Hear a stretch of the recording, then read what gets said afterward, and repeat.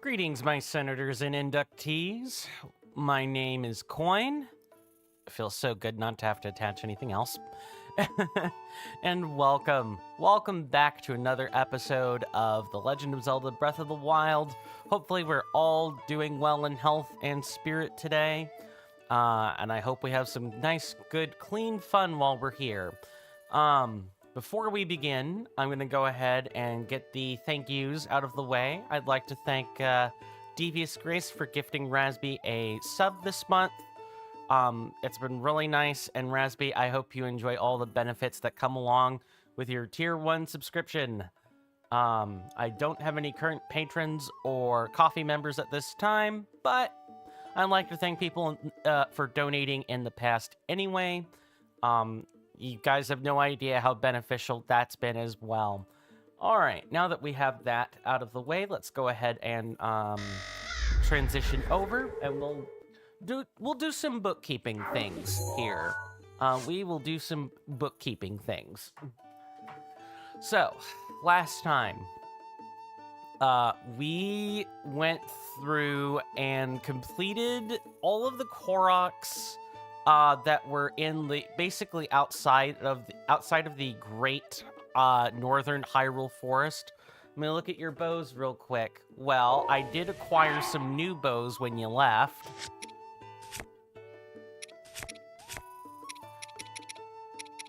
These were the 4 that were left over after dropping. These 2 I picked up after you were gone, and after I had defeated additional enemies to acquire them. Speaking of bookkeeping, let me go back to our lovely map a second here. So, we pretty much collected... Oh, you know the thing about chaos. It's fair. I better address that bookkeeping now, because the action has been deployed. I will do the recap afterwards. So, Sawyer, I'm going to recommend that you, say something smaller, like jump or move a distance. That is the small in-game action that you've redeemed. That does not cover the drop all non-Lionel bows. You need to do the large one. The large one is 5,000 points, and there's a limit of 3 per user. So, to go back and explain this from start to finish, I went and updated some commands today. One of those was handling the disruption that comes along with the in-game actions. I broke that up into 2 commands.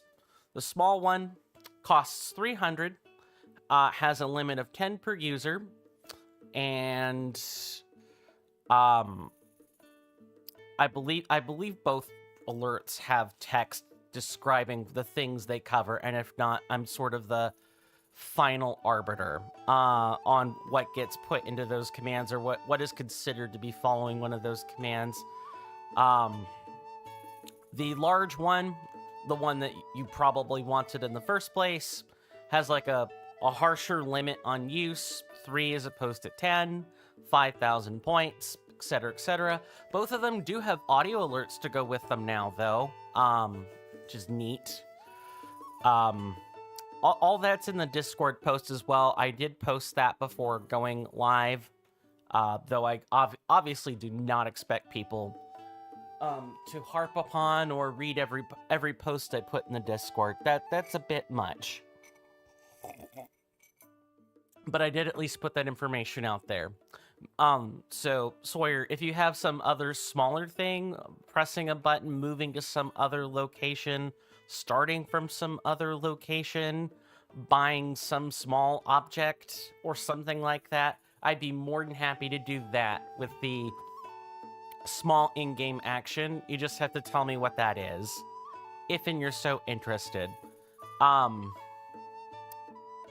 Moving to the recap, we pretty much got all of the Korok seeds all along the outside of the Great Hyrule Forest, creeping into the Elven area a little bit. More importantly, we spent a lot of time killing in-game, field mid-bosses. These would be your Lionels, your Hinoxes, and so on. We did a lot of that yesterday. Today, I'm hoping to get through Hyrule Ridge, and the Tabanthan Frontier, and all of that other fun stuff.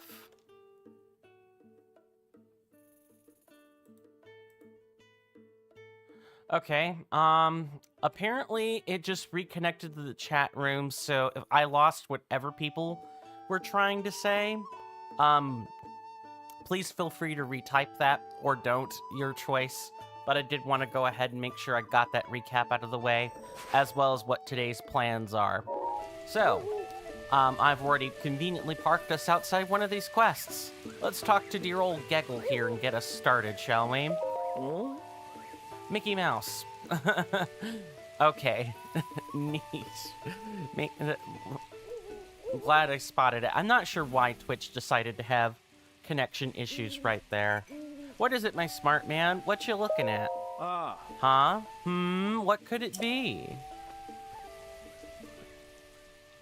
I happen to notice that a section of the cliff face there in the distance looks almost man-made. My smart man, tell me, you could see it too, yes? I would take a closer look if I could get there on my own. Cliffside etchings. I think that's gonna take us... Yeah, that's gonna take us in a direction we already want to go anyway. I'm gonna go ahead and get the map all configured in the right general direction. Where is this? This is... Right, I'm down here. Nope, I'm up here. Okay, let me find Hyrule Ridge. If you guys want to know more about the map that's being used, if you type in !BOTWMAP, that gives you the regular old interactive map.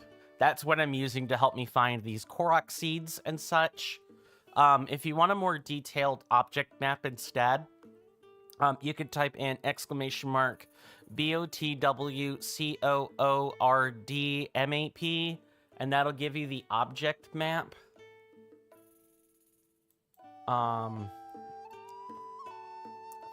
The object map takes up a lot more computer memory than the interactive map. What? Phobio? Let me demonstrate it. That's gonna be a lot better.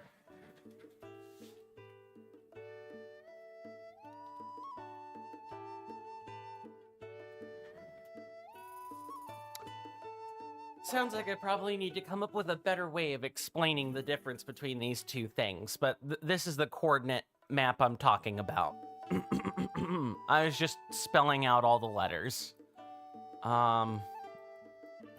Yeah, well, this isn't the one I'm using because it takes up a lot of memory in the OBS stock. Or when I go to dock it, it caused OBS to crash last time. It is a very useful map, and I do want to thank NK Plays for showing that to me. Now let's find... I really do need to find where this location on the map is.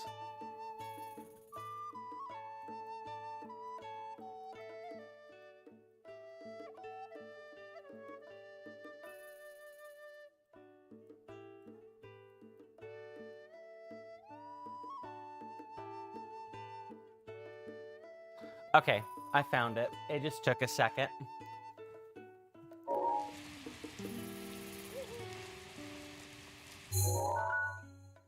So in that case, is there really a Lionel right over there?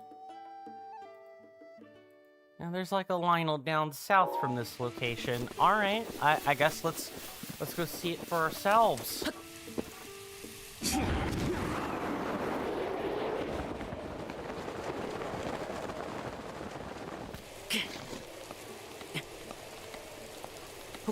I do want to apologize today for the missed stream. I think I put that in the Discord and on YouTube as well, but I just overslept. My sleep was not the greatest yesterday. I woke up at 1, then I went to bed back at 6 this morning. Then I woke up at 11, didn't feel great. Body was stiff, probably from sleeping all that time, but I wasn't thinking straight, so I went back to bed and the rest was history. Yeah, not my finest hour, but I typically try to get up and go when I know I'm late.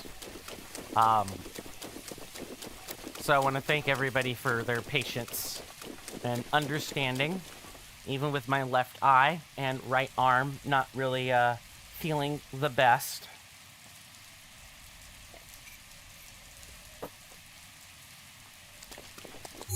Okay, so it's like over here. Yup.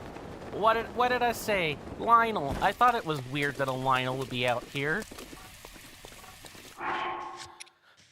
Well, my lovely senators and inductees, this is going to be off to a great start already.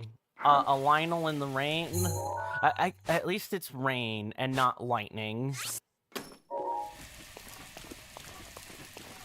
I just need to have him, like, turn around for 5 seconds.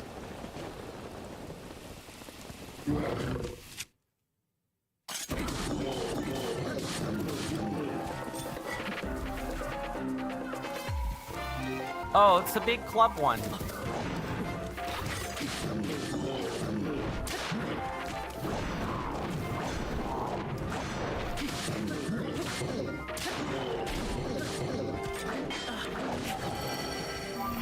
Yeah, I should have ran there.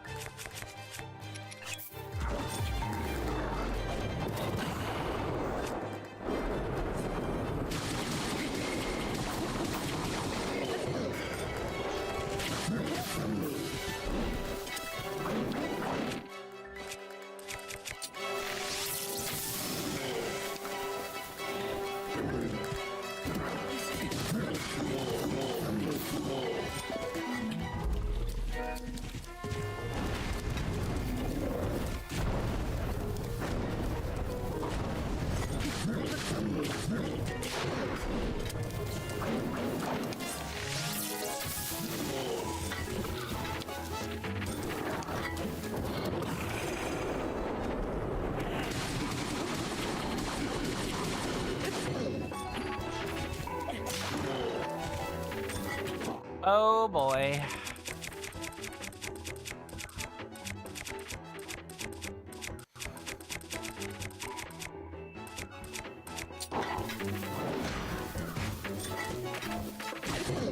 Run.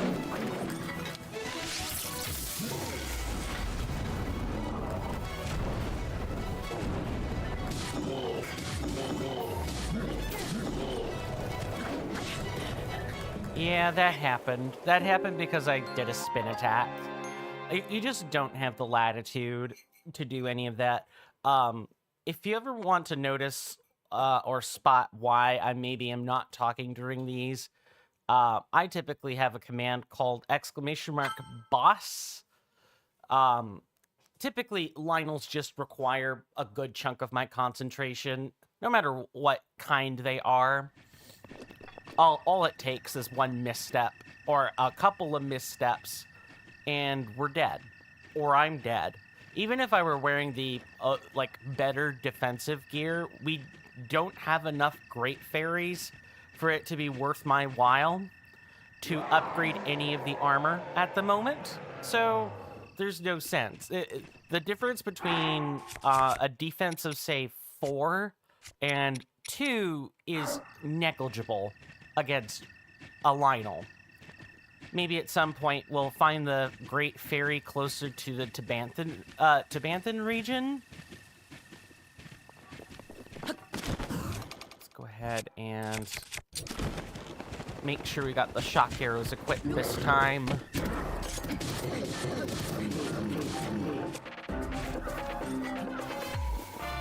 Oh, and now it's not raining.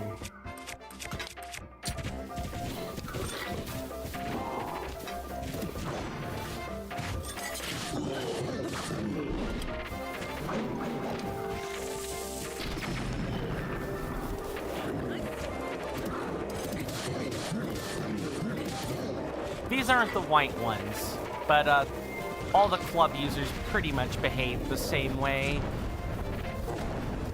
They're like one of the harder ones to clear out.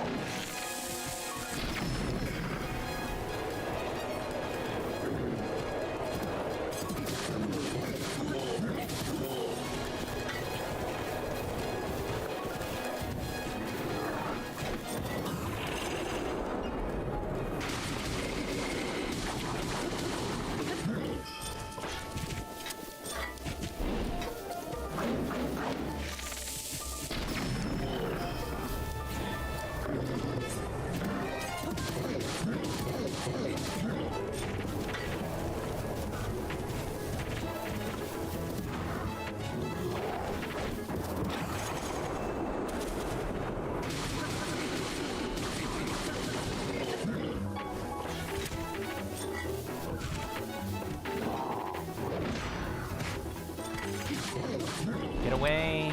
You're gonna spin.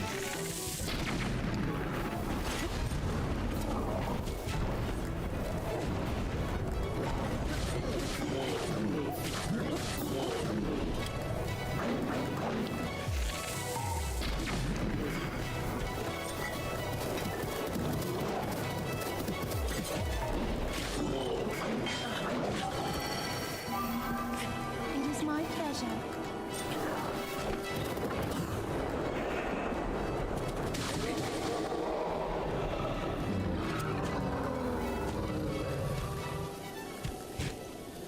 Well, at least we only ended up using Mipa's Grace and not anything else. Alright, let's grab the mighty Lionel Crusher.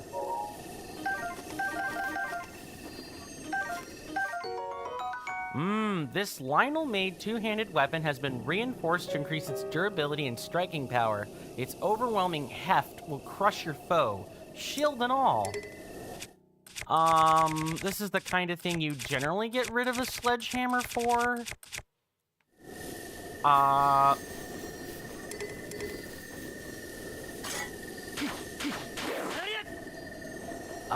Fine, I'll get rid of the broadsword. I want the crusher. And we still have a one-handed weapon to work with anyway. Alrighty. Now that's all done and dusted. Let's start heading down south. Yeah, let's start heading down south and toward the next plateau I see there.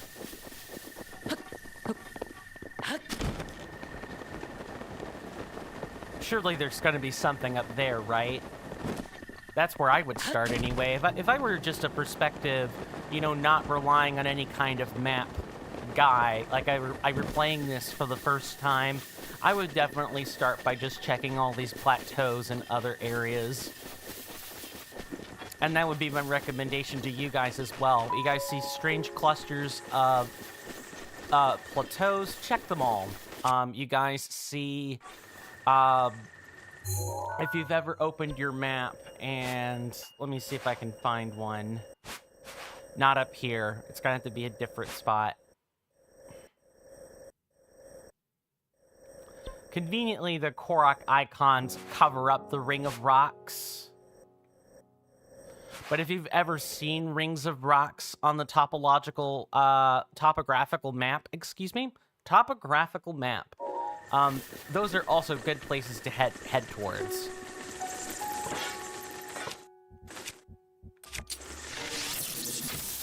Nice. Yeah, I'm gonna need you to get out of here, sir, or like all those keys. Thank you, but I'm not interested. I went in the generally wrong direction. It's not this plateau, it's the other plateau. Rivali's gale is now ready. Thank you, Rivali. For those of you watching on Twitch, YouTube, and I guess YouTube first, we are multi-streaming, so Twitch, YouTube, if and you want to say hi to each other, feel free, though I do not recommend a cross-platform conversation. That's not going to go over well.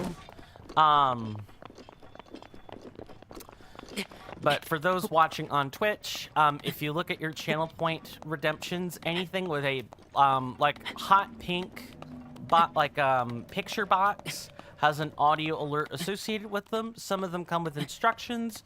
Some are just press the button, get some funny or interesting sound clip instead. I'm always working on cultivating my soundboard, among other things. Additionally, if you guys type in ! Firebot commands, you can get a list of the rotating soundboard commands for Twitch as well. The rotating soundboard is Twitch exclusive, mainly because I don't have any I don't have anything on YouTube to mimic that yet. Hello there, Peblets. Nice of you to be out in the open.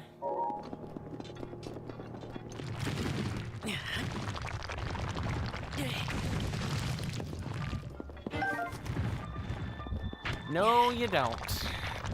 Not letting you punch me. You can get that nonsense out of here.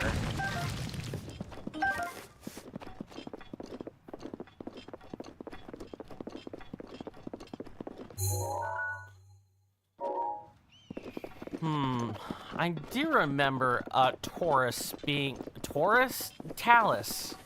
I'm gonna have fun speaking today. Yep, there it is, right there. Ooh, it's rare even. And I don't think I want to use... I guess this is like... I still just don't want to use a 3-shot bow if I don't need it. Let's see, let's put a skull on this so we know we can come back to it later.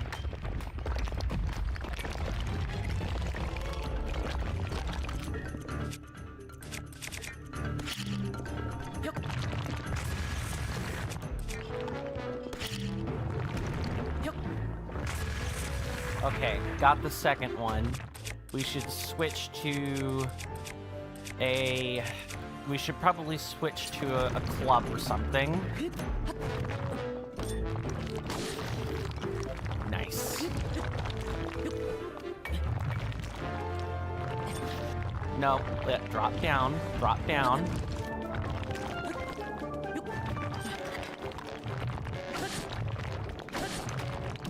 Alright, get down.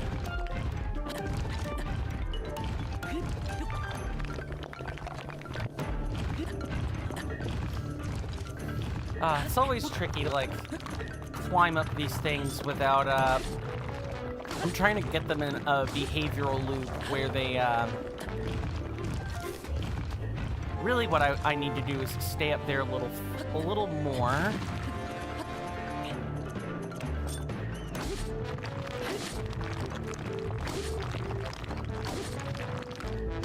Alright, I need to get off now.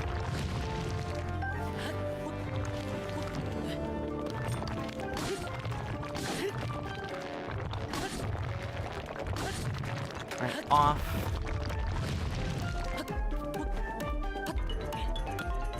Taluses aren't very hard once you get them stuck in a loop like this.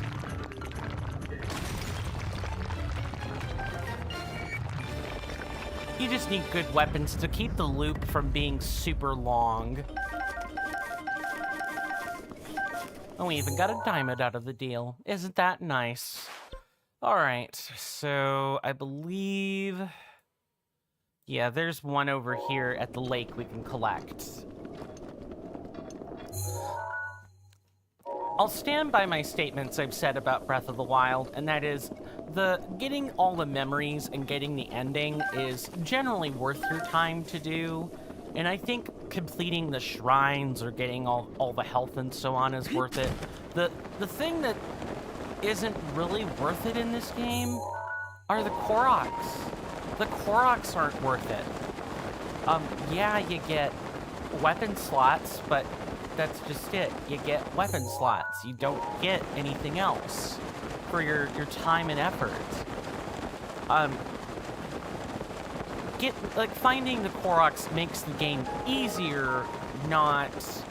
It doesn't necessarily make it worthwhile. I believe that is a higher grade, a Blizzrobe. Nice novel name. You are getting a fire arrow to the face.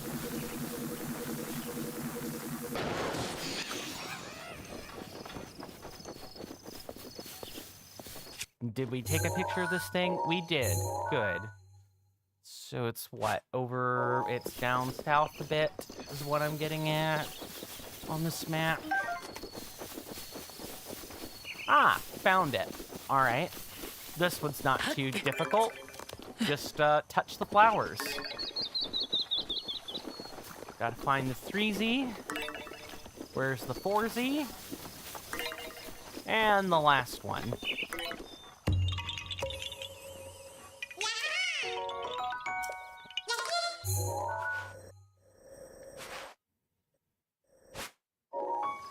All right, and now what we're gonna do is kind of like we're basically going to like sweep over this way and just kind of meet back up where Mount Drenna and the Drennan Highlands are. That's kind of going to be my game plan.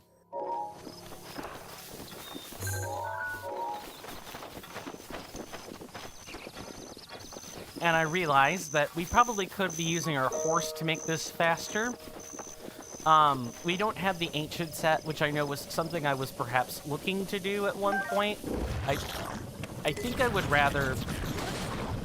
I think it's worked out that I would much rather be, nice. I would much rather just get the Koroks done so I don't have to backtrack more than I already am. We already basically kind of did that with the, the Great Hyrule Forest and everything. We basically did go through that area that we discovered before my intended plan of finishing out an area so that we don't have to repeat it again. Because we're already going to be doing a ton of backtracking for DLC purposes. Specifically, DLC 2 is what I'm thinking of. Also, other bookkeeping. I totally forgot to wrap that part of the stream up. So, the short-term vote is closed. We'll be doing the DLCs after the Divine Beasts, and I know the vote was on DLC 1. Because DLC 2, you kind of have to wait until a specific point anyway. But since DLC 1 is basically going to be available for us to do at the same time, thanks to the voting, we're just going to do it all then.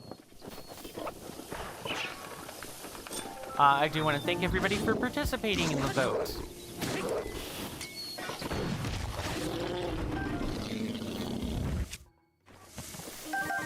If you guys ever want to vote on stuff on the channel, it'll be in my Discord. Let me go ahead and show that while I'm here. Before we get caught up in fighting moblins and everything.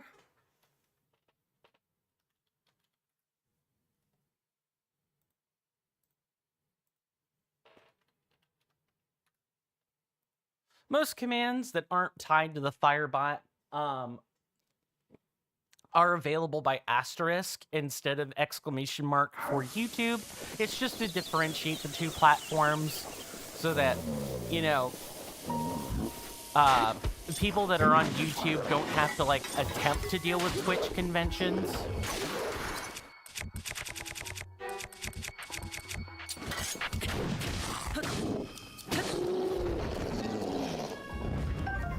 I see we're getting to the cheat part of the game. It's fine. I'm gonna suspect there is a... Oh, there's a balloon.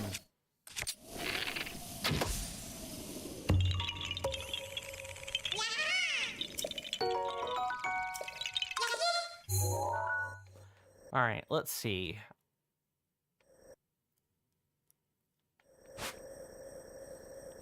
So we got that one. We got that one.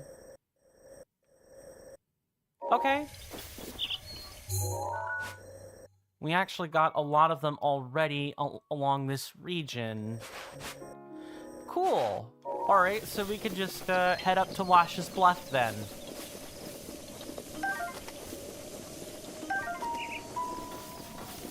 That's gonna be this lovely hunk of rock right here. And is that a... Oh, that looks like a spot where you could mine, maybe.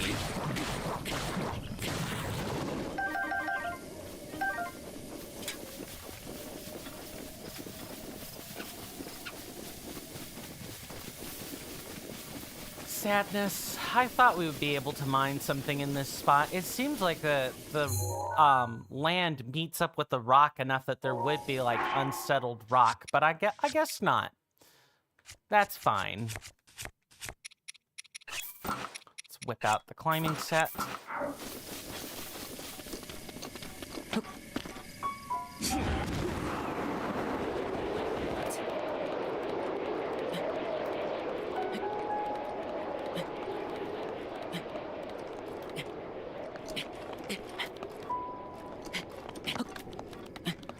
And this is generally what my rock and mountain climbing adventures look like in Breath of the Wild. This very much reads like someone who's played Skyrim before and knows what mountain climbing scene walking shenanigans look like. And I like saving my energy. I don't like doing things hard when I can. I don't like doing things the hard way, when I prefer doing them the smart way.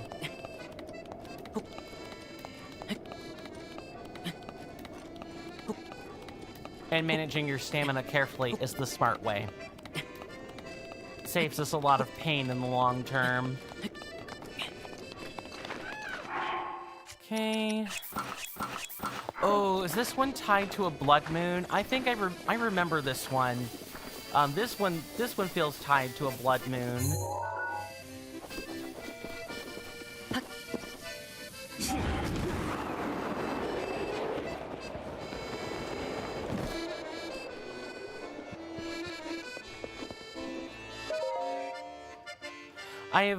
I leave here a record of my search for the ancient songs of Hyrule. Cass. The ancient song of Pagos Woods. It seems that a song has been passed down through the ages in the Pagos Woods area of Faerun. The song references mythical creatures such as dragons and giant serpents. I wonder if such creatures ever really existed, or perhaps they still exist today. The ancient song of the West Hyrule Plains. On the south side of the West Hyrule Plains, there's a bridge called Jeddo Bridge.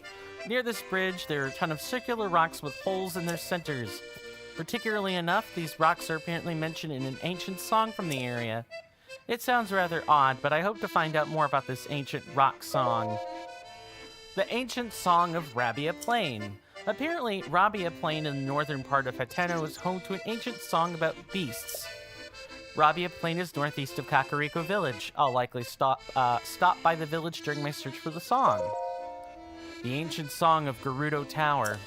I've heard word there's an ancient song about a tall structure called Gerudo Tower. I don't know where this Gerudo Tower is, but mysterious towers have popped up all around Hyrule recently. This Gerudo Tower may be the tower that appeared in the Gerudo region. Ah yes, the Gerudo Tower. The tower that appeared in the Gerudo region, Gerudo's Tower. The ancient song of... is this just, like, telling us all these, like, song-related shrines? Kalora Lake. Good lord. I promise Uwu has not infected my speech yet.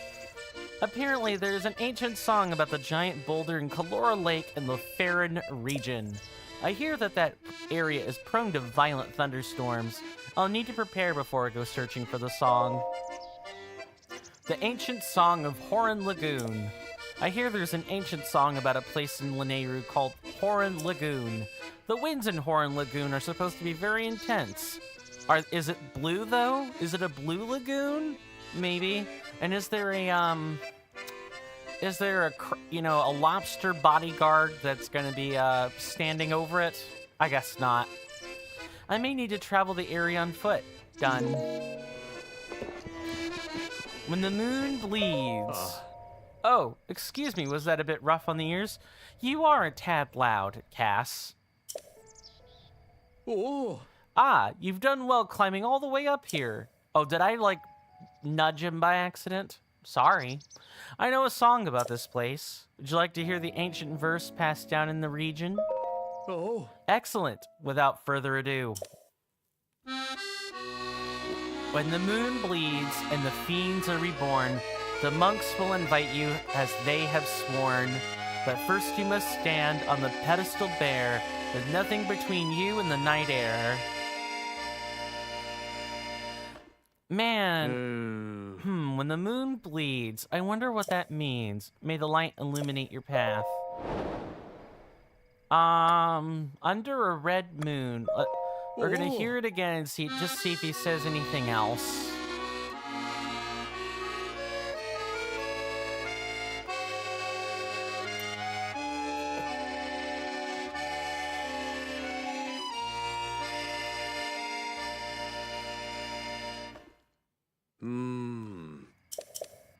When the moon bleeds. That's a blood moon, ladies and gentlemen. Oh, and you can't cheat this one by trying to wait. That's not gonna work.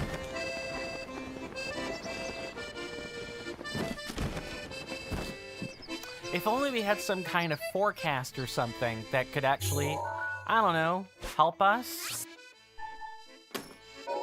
I'm gonna put a star here so I know to come back. For now, let's just try to pass some time. And we're gonna probably also want to get rid of, or not hold on to, any wooden weapons right now. No shields.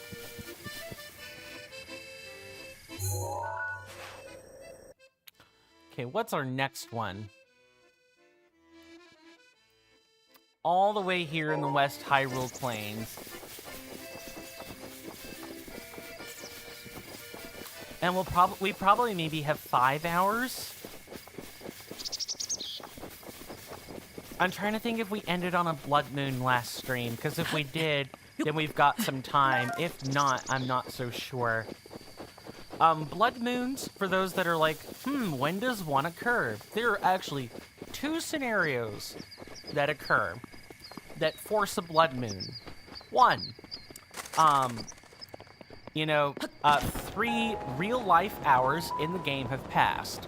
Because I think I mentioned that 3 chunks or 3 hours of in-game time pass about every 5 minutes or so. So you multiply that by a corresponding amount, well, then 3 hours will have passed. It basically takes 1 in-game hour for 1 in-game, or 1 real-life hour for 1 in-game day to pass. Multiply that by 3, you get 3 hours. And the blood moon happens upon the dawn of the final hour, so to speak.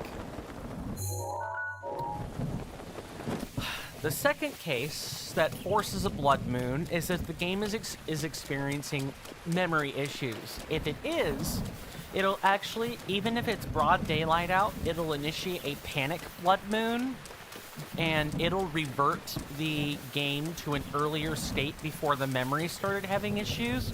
I learned this by looking into it. I found it rather neat. I'm sure you could find videos about the panic blood moon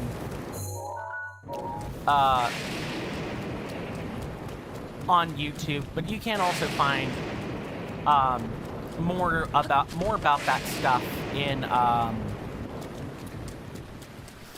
the Zelda Dungeon.net wiki. That did go over like some of the finer points about blood moons.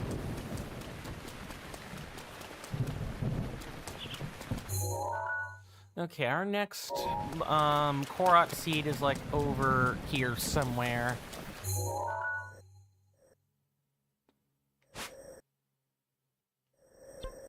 Yep. There's the ruined building, and it's a little bit southeast of that.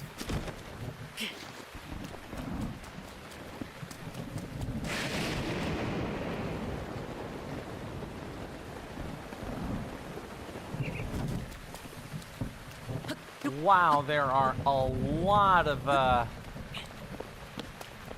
enemies.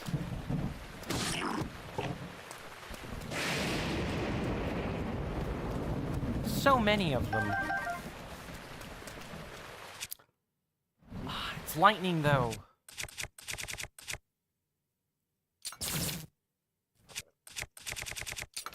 Nope. Can't. I just gotta not use any metallic weapons. Yuck. Gross.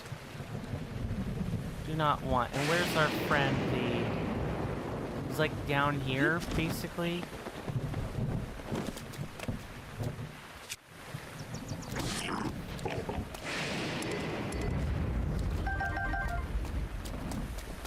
Okay, lightning can't get us in here, so I believe we're good. Ooh, but what chest were you guarding, buddy? I won't say no to a topaz.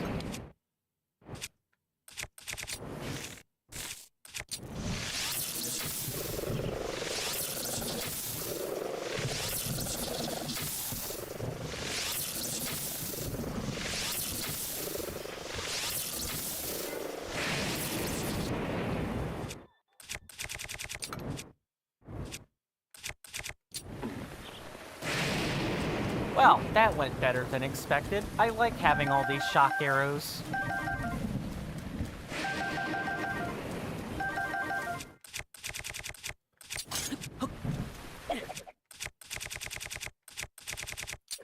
Get rid of these. And we'll grab these clubs.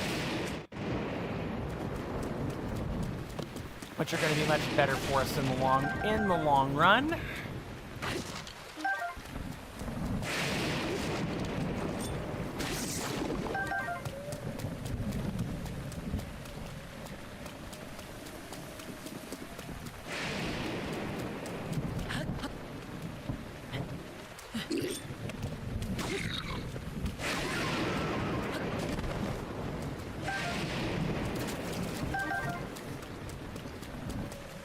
Alright, it's like not here, but like over there-ish.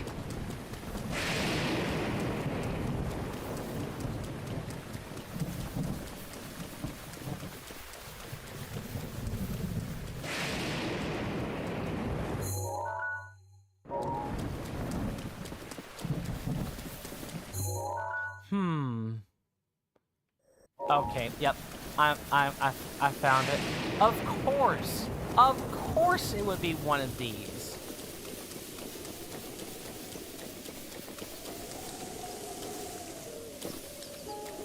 Okay, at least it stopped raining. I'll take that.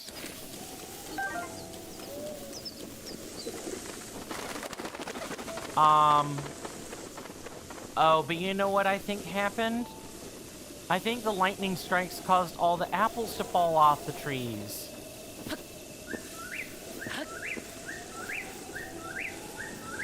Dang it. Gotta put a mark by that. And continue on, I guess.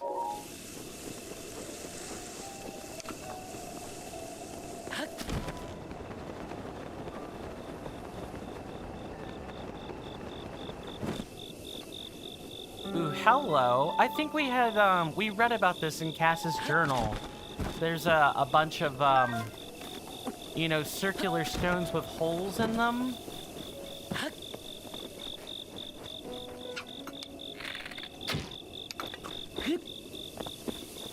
What I don't know is if we pass a bomb through them, or if we, stop you.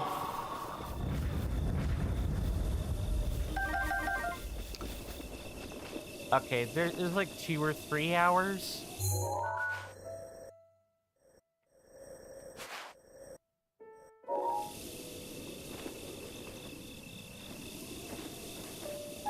We'll look at this in just a second. For now, let's return back to the shrine and start making our way back toward Wash's Bluff.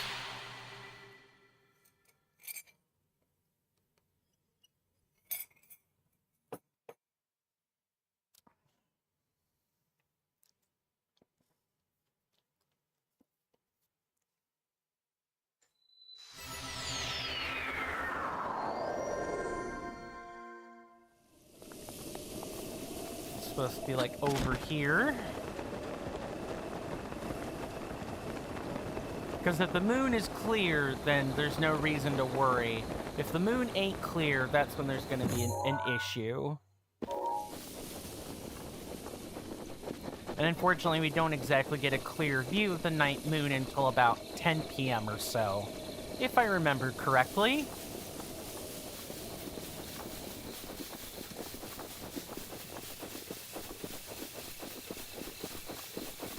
Okay, it's a normal moon. That's fine. That's what I was sort of like keeping my eye on. It would be what color the moon is. We're good.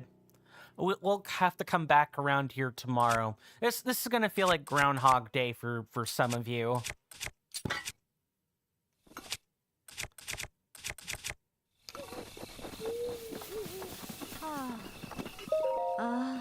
Excuse me, do you know which way you should go if you wanted to get to the Gerudo Desert?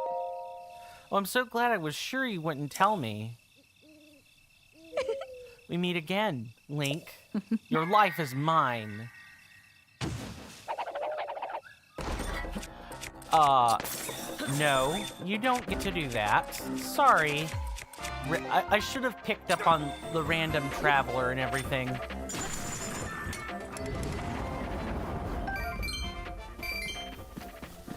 Anytime you see a traveler and the name isn't like immediately apparent upon talking to them, that's a Yiga clan member. Yeah, that is a Yiga clan member, and you need to be prepared to fight them. Speaking of, could there be another one up here? Doesn't look like it. Yeah. Hello, Gammo. Say, are you a traveler too? Where are you headed? I'm passing through Serene's stable on my way to Snowfield stable myself.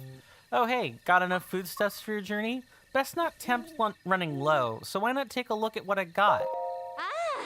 If it's rice you need, I'm your gal. Take your time browsing. Yes. Give me all of it.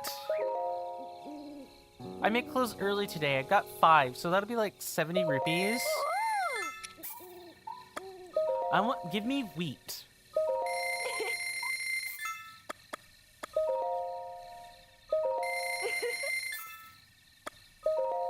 We haven't climbed a whole bunch of trees, but I don't know how, I'm not running out of bird eggs yet. Oh. Thanks for stopping by. See you down the road.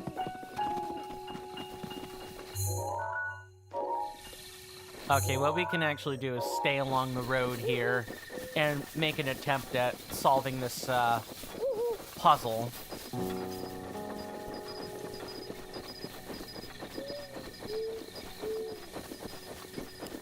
I guess a blood moon is also technically a full moon.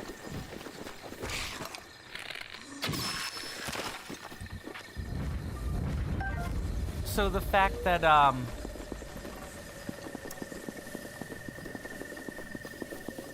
what am I trying to say? Sorry, I feel like I have fog brain today.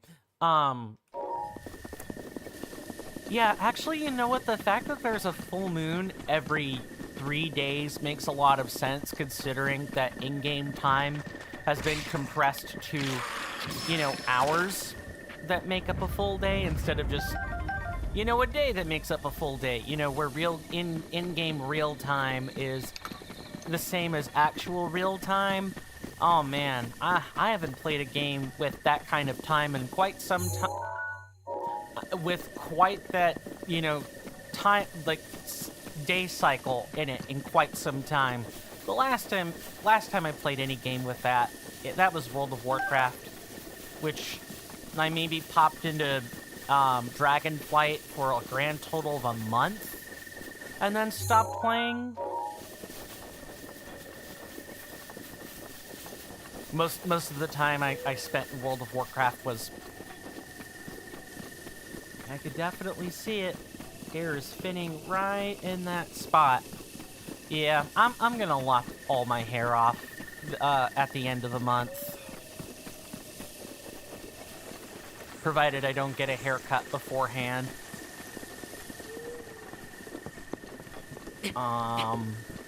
There's a... I guess there's not enough of a ruin here.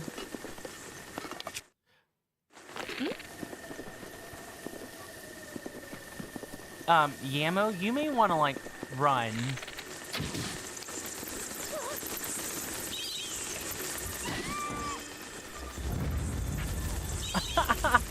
Ah!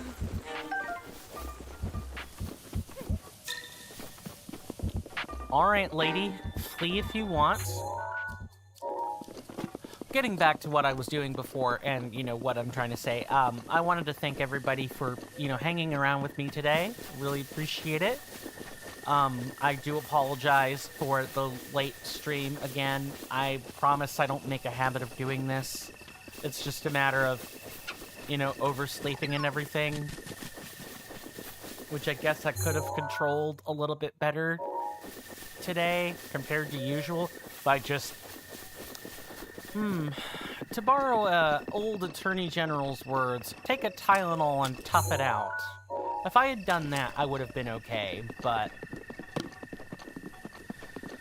I didn't, so I'm not. I wasn't.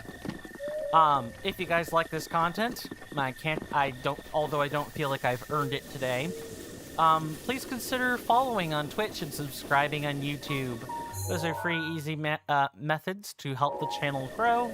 And please also consider joining the Discord, which is in the link tree in the About Me section on Twitch and in the description on YouTube. Just click on the little Discord icon. If you click on the panel that says Obten Network, that's a different Discord, which is totally fine. It's just a different... It's a different Discord, so just bear that in mind.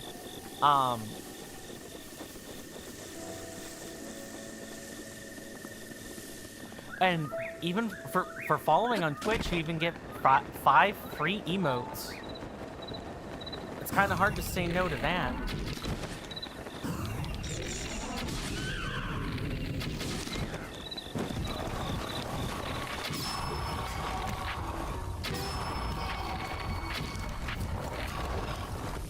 One second. Hey there, Rasby the Player. Good to see you. How are you doing in health and spirit today? Hope you enjoy your stay. You've come in at the bottom of the hour. We'll be taking a break in just a few minutes, but how are you doing? And how are things at work? I am the playering. Oh, you playing something today? Or is that a joke I'm not in on? That might be a joke I'm not in on. Alright. Now, I remember these holes having something joke, sad face. Slept from 19 to 23:30. That is not a long time. That is not a long time at all. That's what, 4.5 hours? And that's assuming you fell asleep right at the 19-hour mark? I'm sorry you're dealing with insomnia / a lack of sleep. I hope that resolves itself at some point. I don't know if it's, you know, drinking chamomile or lavender tea before bed, or if it's, you know, medication to deal with the trouble sleeping, but I do hope that resolves itself. Lack of sleep is not fun at all. I'm trying to remember how I deal with this particular one. I'm trying to remember if you shoot arrows or toss bombs into things. You meant to wake up at 7 a.m.? You thought it was 3 a.m., but it was like 23:30, like 20 minutes ago. So you're gonna stay up a bit before going back? Very well. I think these are meant for bombs. I think you'd have to toss bombs through these.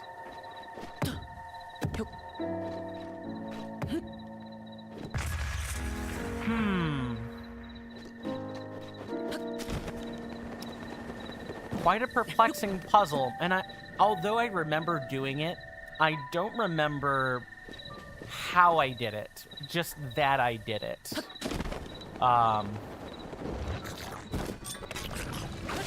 Oh, but maybe Cass will be willing to help us out. I heard that accordion just now.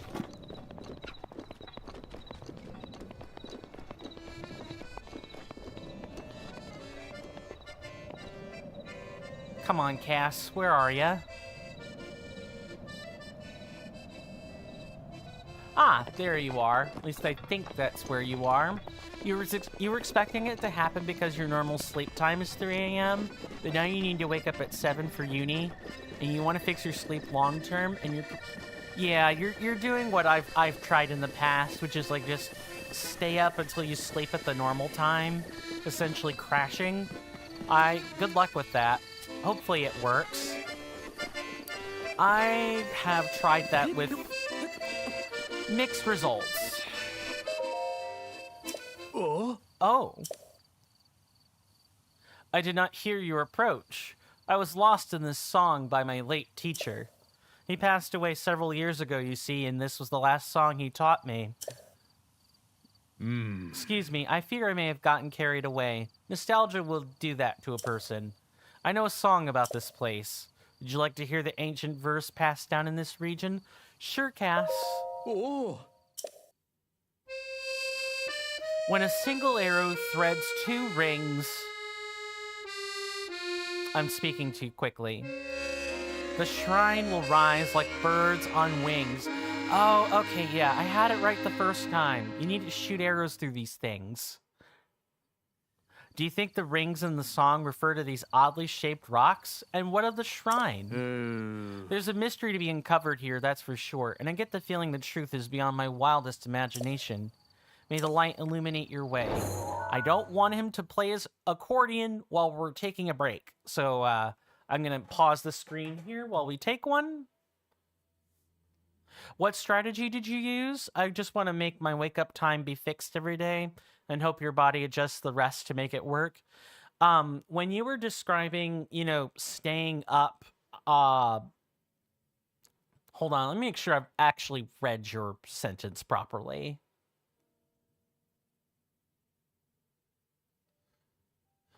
Oh, you're just yeah, I misread this. That's what's going on. I should have read it all the way through. I'm proposing to just wake up at 7 a.m. every single day, and within 1 week, it'll work. Habits usually need about 28 days of being consistent or attempting to do something consistently in order for them to work. Not trying to burst your bubble, but you're going to have to work you're going to have to work at it a bit longer than that. On average, according to medical studies, as well as even scientific junk studies, it takes about 28 days for a habit to actually form. That's about a month. About the length of February, according to the Gregorian calendar. What strategy did I use? If I need to stay up, let's say my sleep schedule is screwed up, right? Like, me sleeping in today because of my aching body counts as my screwed up sleep schedule. I will purposely stay up beyond what I normally would in order to crash at the time I'm supposed to crash so that I can be up at the time I want to be up. I did this pretty routinely when I had college courses. For whatever reason, when I was in college, I would almost always get the 8 a.m. class. And I'm a night owl. I prefer being up at night. Yes, my circadian rhythm is screwed up. I'm aware that I am not in the normal majority on that. If I were working a real job, I would definitely be working graveyard shift because that's when I'm actually awake. But if I need to be awake during the day, and I'm not currently set up to be awake during the day, then I will typically try to crash myself until the time lines up correctly. You're using a self-accountability text channel on a public server. to post your sleep stats every day that you wake up at 7? Good, good. Has anyone been helping you like keep accountable to that? Because it's on a public server, right? Um, has anyone been checking in with you about that? You don't have to mention whom, just that yourself. Ah, so you check in with yourself. That's cool. You just post every day? You posted one day so far? Good start. Hopefully right arm is beginning to flare up like crazy.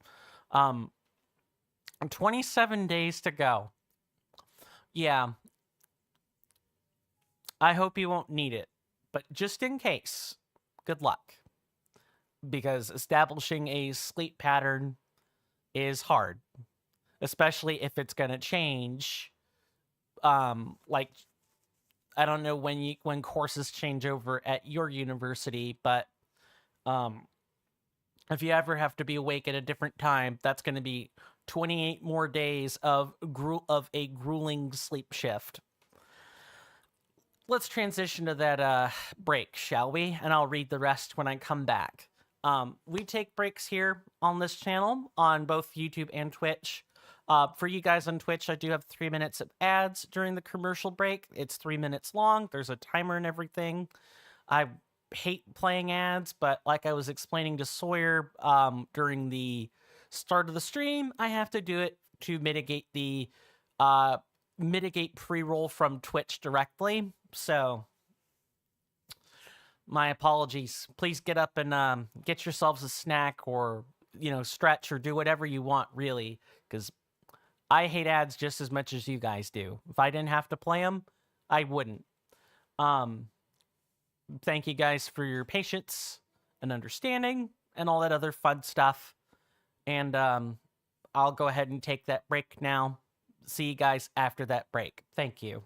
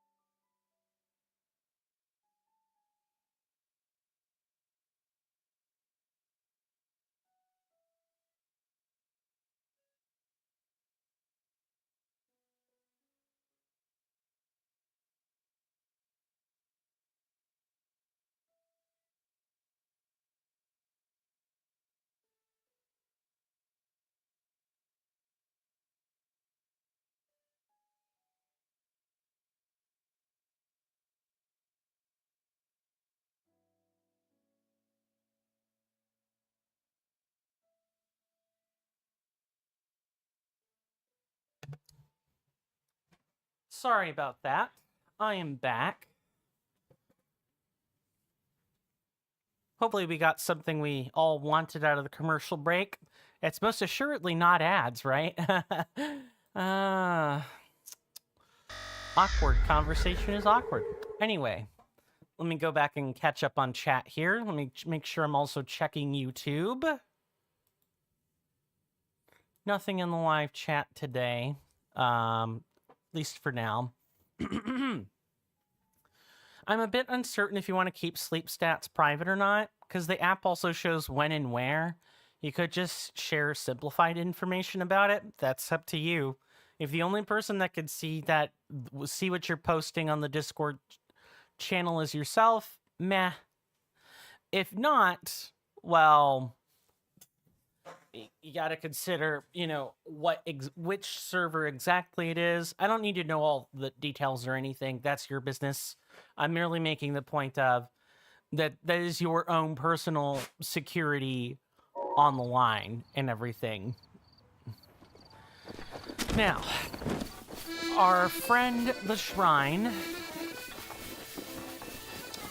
we're looking for a pair of rings that you can shoot an arrow through. I had it right the first time. And I see another Korok seed. I guess let's go collect that one real quick.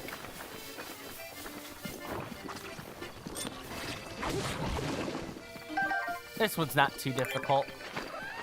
You just touch the flowers in a certain order and you've got it.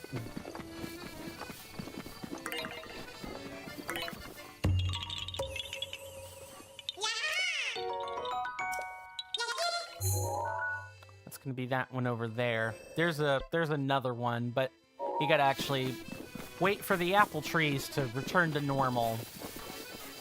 Alright, so it's obviously not gonna be any of these rings. It's gonna be a different set of rings.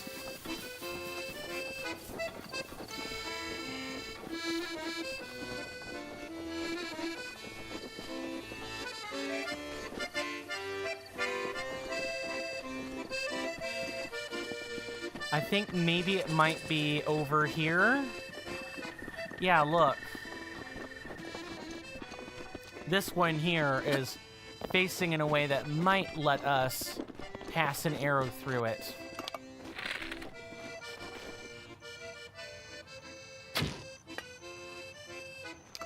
Nope, that one's not it. That one's not it. I think there is a different one that'll work, though. I think it's going to be a little bit clearer about which one it's going to be. Because they'll be facing in the same general direction.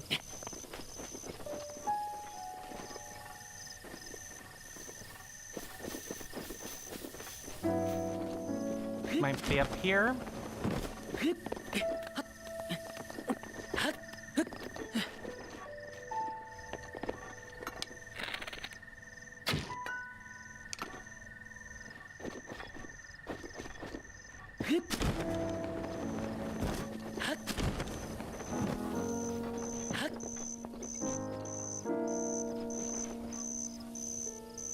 Nothing there. Alright, let me try facing the bridge here. Maybe I just need a perspective shift more than anything.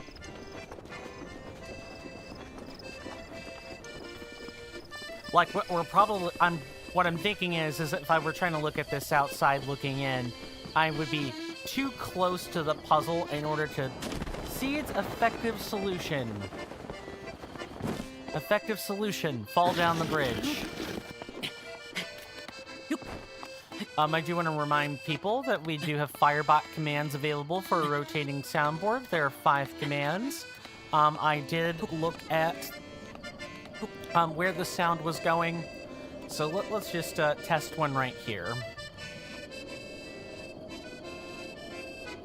Oh, I can't do that because I technically don't have channel points to use. I gotta do this a different way. Hang on. You're the one who wanted to designate the appointed night with all the ceremonial pomp, grandeur, and nonsense we could muster.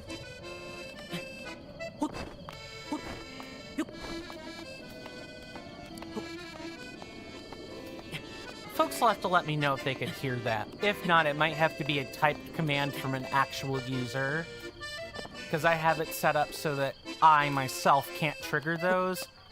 Otherwise, that would be too easy, and if someone got a hold of the account, you heard that, unfortunately. Oh, hey, it works. That's good, I guess. 50 overtones are required to use any of the rotating soundboard commands. I would like Cass's tunes to stop playing in my ear, thank you very much. There are 4 others.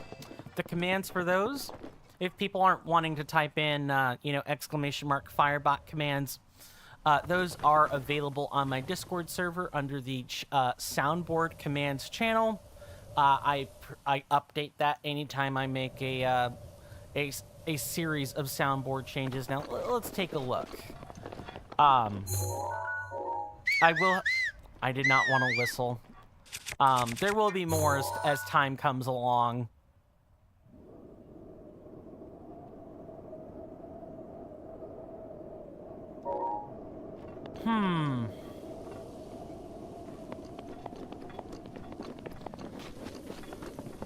Okay, nothing is coming to me on this bridge.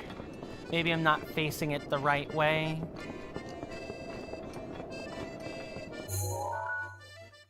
No, facing the bridge would technically be, staring down the bridge, right?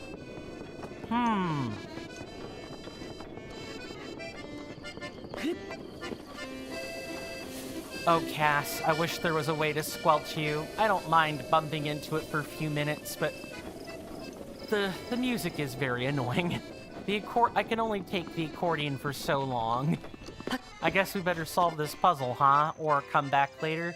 Okay, I think I know which... Yeah, I know exactly which rings we could pass through. It's these two. These 2 rings do it.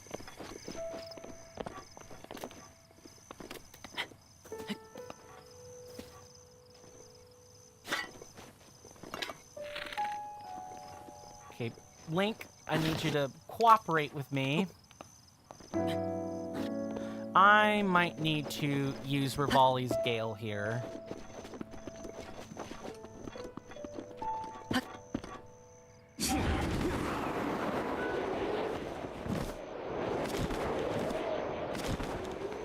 Okay, wait for it. Right there.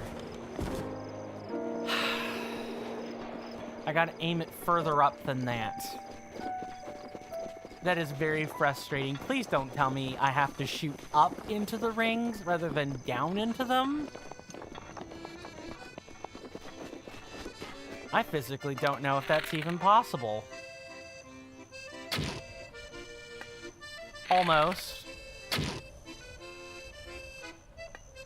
That is too far up.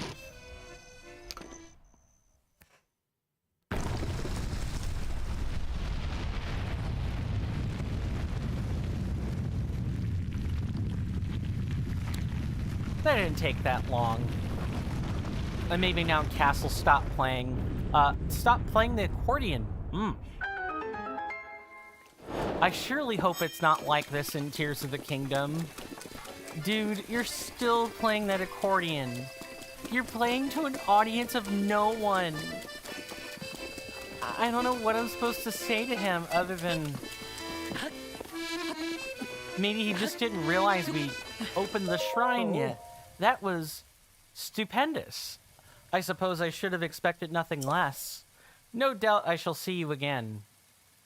Don't, apparently.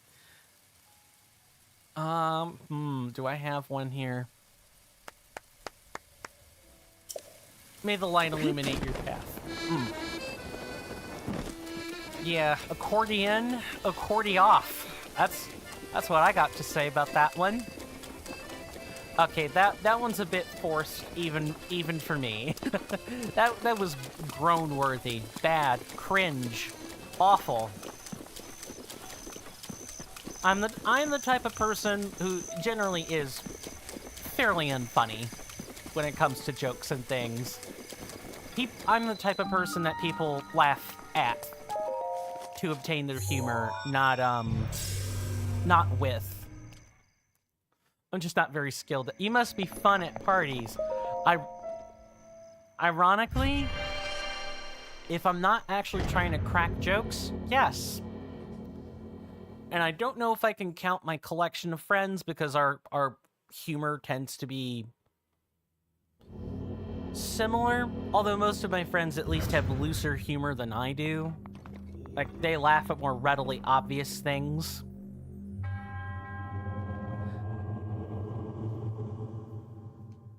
I don't know. I guess I'm just not that type of person. Alright, so we have...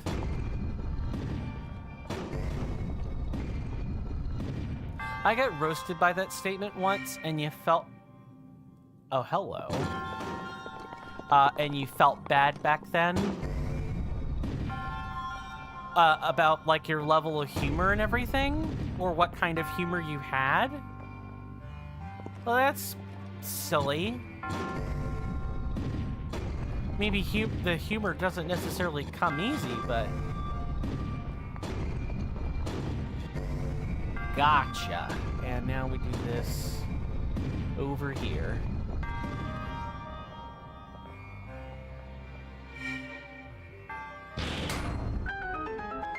Now, are there bonus puzzles? There's gotta be bonus puzzles.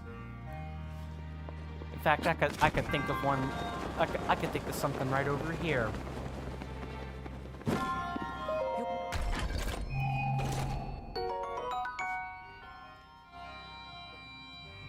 This magic-infused greatsword was forged by the Hyrulean royal family using lightning from the Hyrule Hills. Attack when the blade glows golden to expel lightning. That's a durability up? It's what, 32? Yeah, I'll throw away one of these clubs. Electric weapons are just too good to pass up, I have to say. Too good to pass up. You definitely want these.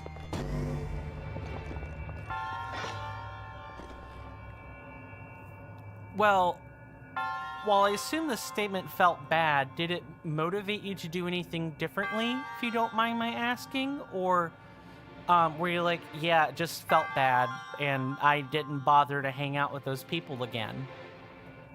Which is, either one of those responses was valid.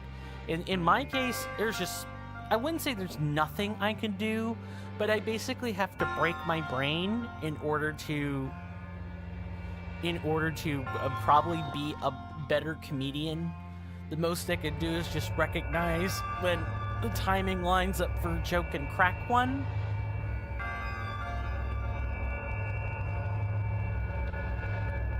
It's really about it. This can't be the only like chest in the shrine, right? Maybe there is. Hold on. Not that magnesis would necessarily help me here.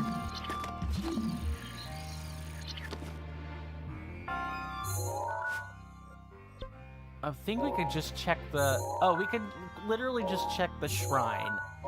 Yep.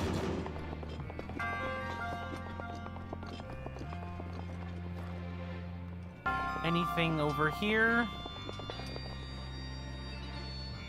Am I streaming on Twitch? Hold on. I had a statement I should have responded to first.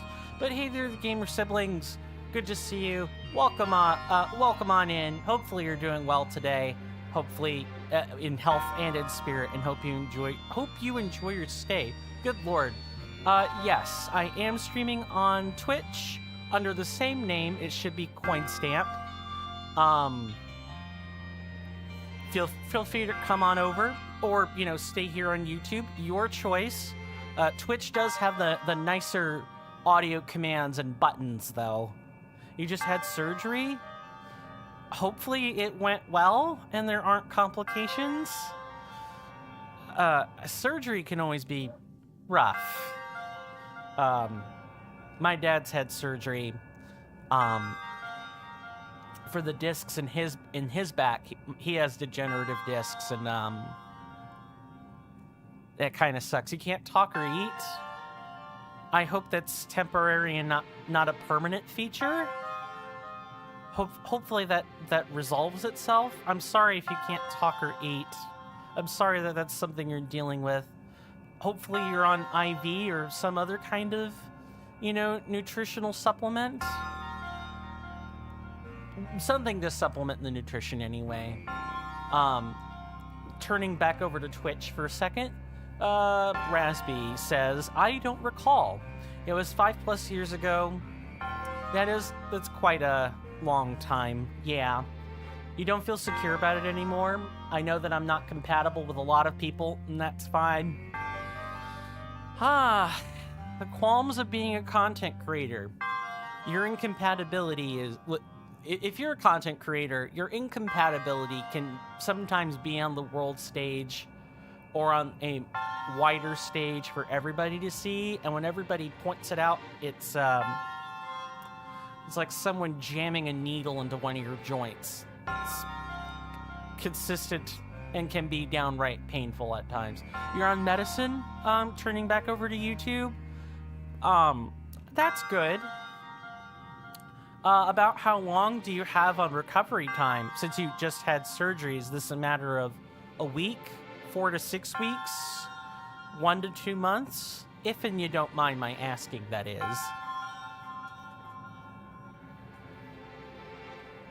Let's go ahead and grab this spirit orb while we're here.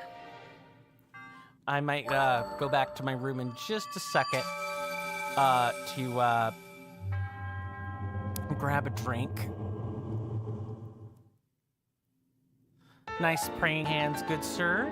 3 more days? You had it 3 weeks ago? Nice. 3 more days until you can eat and talk. That's awesome. Here's to avoiding future complications and a recovery time well spent. The gamer siblings. Out of curiosity, how did you find the channel? If and you don't mind my asking, and what is your level of familiarity with Breath of the Wild? I just like to get a good sense of the audience I happen to have at the time. Of course, feel free not to answer either one of those if you don't want to. Just trying to make good conversation. Now, have those apple trees come back yet? I'm going to presume no. In which case I will be very sad, but could be worse, I guess.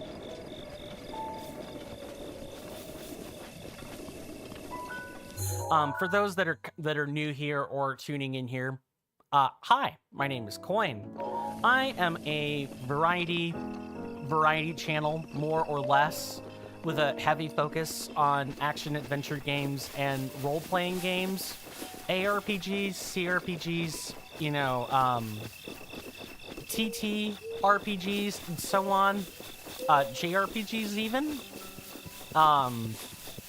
And this is not an RPG. This is an action-adventure game with, mild RPG elements. I've played things ranging from Xenoblade Chronicles to Elden Ring to Tales of Berseria. But I have also dabbled in other stuff as well. The original Stanley Parable, the Doki Doki Literature Club. I occasionally do Ocarina of Time Majora's Mask combo randomizers. I've done quite a few other things, but my shtick is RPGs and other things that are open or readily moddable. I found the channel by just scrolling on YouTube. Good, that means the algorithm's being juiced. We love juiced algorithms around here. Thank you for answering that. Also, you love Breath of the Wild, and you also love Tears of the Kingdom. Good, I do think they're good games. I've said this to a few other people coming into the channel before the gamer siblings, but I do think Breath of the Wild is kind of the modern Ocarina of Time experience, and by that I mean I think it's one of those games that you just kind of have to experience. It's going to be a modern classic if we get the chance to look back and in history when it comes to gaming in about another 10 or 15 years, as the GameCube is actually already considered a retro console now.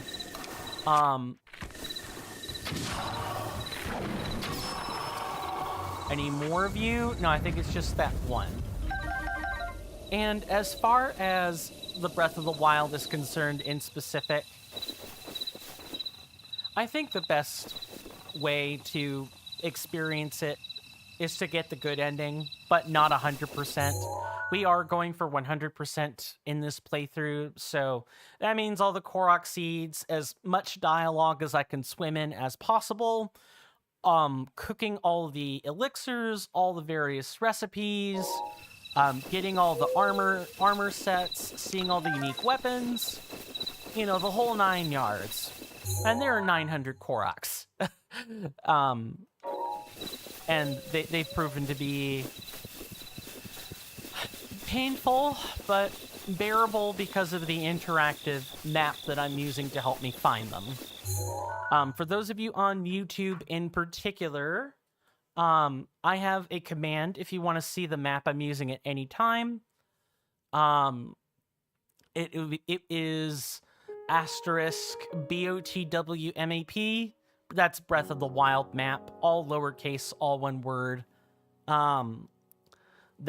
That'll bring you to the interactive map that I'm using. It filters out things by icon, so I definitely use it. I also have the coordinate map. That's BOTWCOORDMAP. That is the detailed object map. NK Plays gave me that one. He gave me the link to that. Huge thank you to him for doing so. That said, I'm using the interactive map because it doesn't actually crash my computer. It's fine when I'm not streaming, but the object map does make streaming a little bit harder, at least for me. Turning back over to Twitch here, the game is clearly not meant to collect all the Koroks. It's more like the game doesn't care if you do or don't. But I do agree that is a reasonable impression to come to, Rasby. The game doesn't give you any kind of accolade for getting them all. What you get is more slots to carry things. Base game, I believe you start with 8 weapon slots, 5 bow slots, and 4 shield slots. We've turned in some Korok seeds to get the amount of weapons we can carry now, which is great, but that's all we get. And the game gives you no indicator whether you're at 50 or 600 if you're getting close to completing them all. Yeah, it's good that the devs decided that because it can really break a game when you do repetitive stuff just for 100%. We have to wait until Blood Moon. And where's the regular moon at? Let me make sure I'm not missing chat here. Okay, no, we're good. I'm waiting on like a continuation of the conversation on YouTube. Hope moving back over to Twitch again. I'm sure it's by design. Well, Nintendo, the dev team behind The Legend of Zelda Breath of the Wild and Tears of the Kingdom, I think are kind of taking some of the wrong lessons when it comes to this open world action adventure game, because that is this thing they've chased with Breath of the Wild and Tears of the Kingdom, is the open world experience, which I love the open world experience in a Legend of Zelda game. It's breathed a lot of life into the franchise. It's also good to return to form with things like Echoes of Wisdom or, like remakes of other more classic Zelda titles. I don't mind the open world aspect, but the wrong lessons are kind of I need to not be carrying metallic weapons. 1 second. There we go. Club, fine. Everything else, not fine.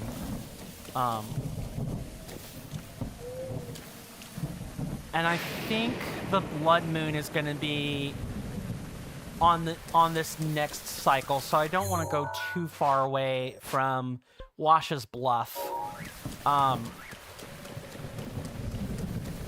In Tears of the Kingdom, that's the one after this. There are not 900 Koroks. There are 1,000 Koroks, split between not one, not two, but 3 different maps. This game, Breath of the Wild, not its successor, Tears of the Kingdom. This is the whole map. This is the entire map, from top to bottom. The only thing that you get a different map for are the divine beasts. The actual dungeons, so to speak. That's fine. But none of the Koroks are in the dungeons. Dungeons, in air quotes. There are Koroks in all 3 of the map different maps in Tears of the Kingdom. And the different maps are all overworld maps. I have no idea if there are Koroks inside the actual real dungeons that are in Tears of the Kingdom, and not just the things that the divine beasts represent. These are bona fide real dungeons in the sequel. More map and slightly more Koroks spread across 3 maps is not the lesson that Nintendo should have taken from the success of Breath of the Wild. No offense to anyone who does like the Koroks. I think the Koroks are the single biggest detractor of the 100% experience. Just hands down, period. I want to be heading over here, is what I'm... Can't do that. I have to wait for you to come here. That's fine. Come here, Sir Keese. Thank you.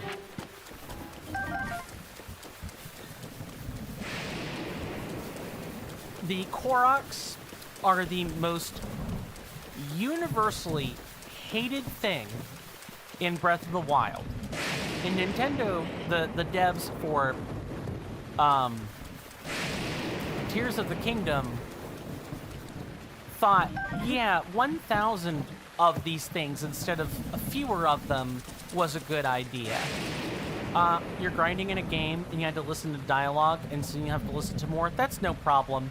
You didn't really hear what you said about the Korok seeds. Let me know when you're done listening to dialogue, and I'll be more than happy to repeat myself. Because it's definitely something I don't mind talking about over and over again. Because I think... Well, I heard what you said at the end, that it's a hated mechanic. I guess to just kind of keep things relatively short. It's hated, and the devs decided it was a good idea to expand on it more instead of shrinking it down to less in Tears of the Kingdom after the successes and failures of Breath of the Wild. That's what I meant when I said that I think Nintendo is taking a lot of the wrong lessons. You've already gotten that particular Korok seed. In fact, our next one is up north, not down south. All right. It's still lightning.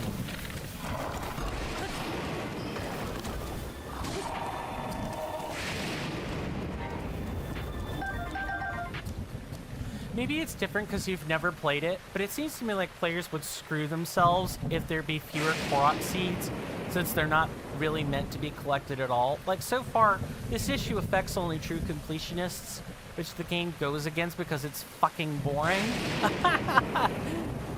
You right.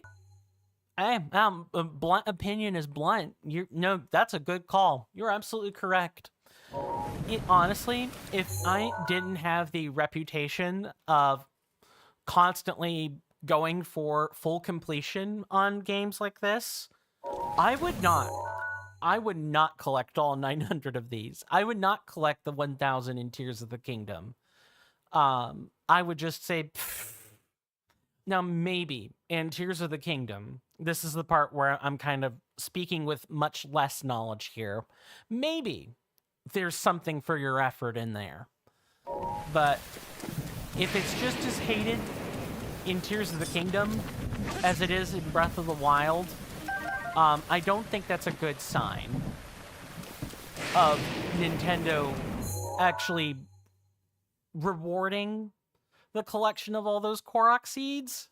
The lack of indicator and lack of reward should be a really big clue that it's not meant to be fully completed. I hear you. I think there are a couple of games that are like that. And certainly when it comes to things like Baldur's Gate 3 or Skyrim or Oblivion or some of these other longer RPGs, which Baldur's Gate 3 is a CRPG for those that need to know the technical term. In those games where you kind of like, you have irreversible decisions you have to make,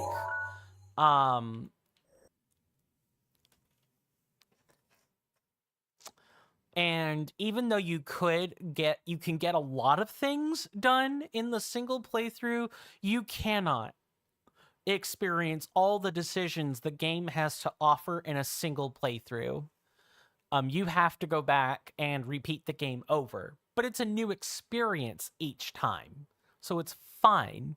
For example, in Baldur's Gate 3, you could have a character be neutral good in alignment and play the game one way, or you could change which origin you're playing. You could go for the Dark Urge instead of the default Tav. That's the default name given to the character if nothing is selected. Instead of Tav, you pick Dark Urge, and then you have to like deal with murderous compulsions the whole time, and you can play into I'm gonna resist being this person who constantly deals with the murderous compulsions versus, oh, I'm gonna actually, lean into the whole murderous compulsions bit. I'm just gonna kill, and whatever comes of it comes. You're free to ham it up each time. Let me go ahead and catch back up on messages here. In Far Cry 4, it became very painful and boring when you tried to fully discover every area everywhere. Sounds like map completion in Metroidvania titles. You did it for the 100%? Actually, no idea if it was for the 100%, but still at some point you just do it for a label, and at that point the game doesn't really provide value anymore. Yeah, I could certainly see that.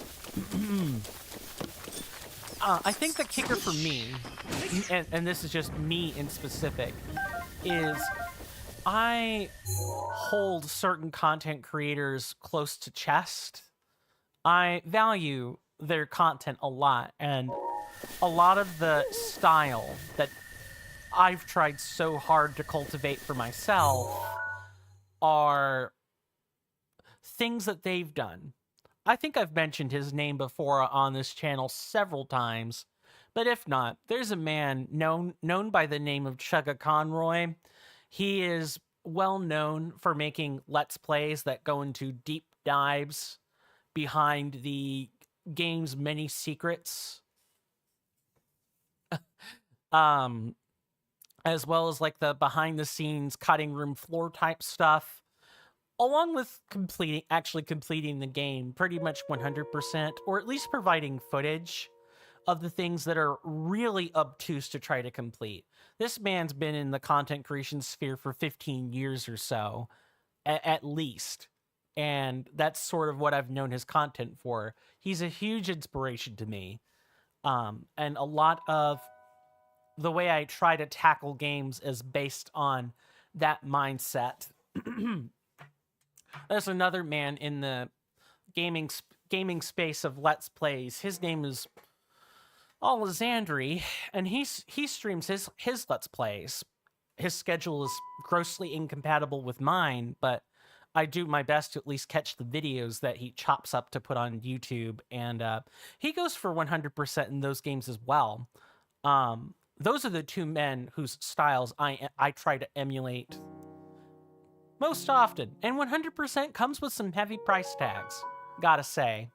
I enjoy the 100% most of the time, but I would be lying to myself and lying to the rest of you guys if I didn't critique the parts of the 100% full completion journey that are tedious and probably really wouldn't be worth your time. And most of the time in games, it's usually not so readily apparent when things aren't worth your time. This is one of those cases where it should become readily apparent that it isn't worth your time to do. You don't want to be dismissive, but you feel like it's mostly the results of autism to take 100% strictly. Meh. I get where you're coming from. I really do. But for me in specific, it's more just I wouldn't 100% this in my off time.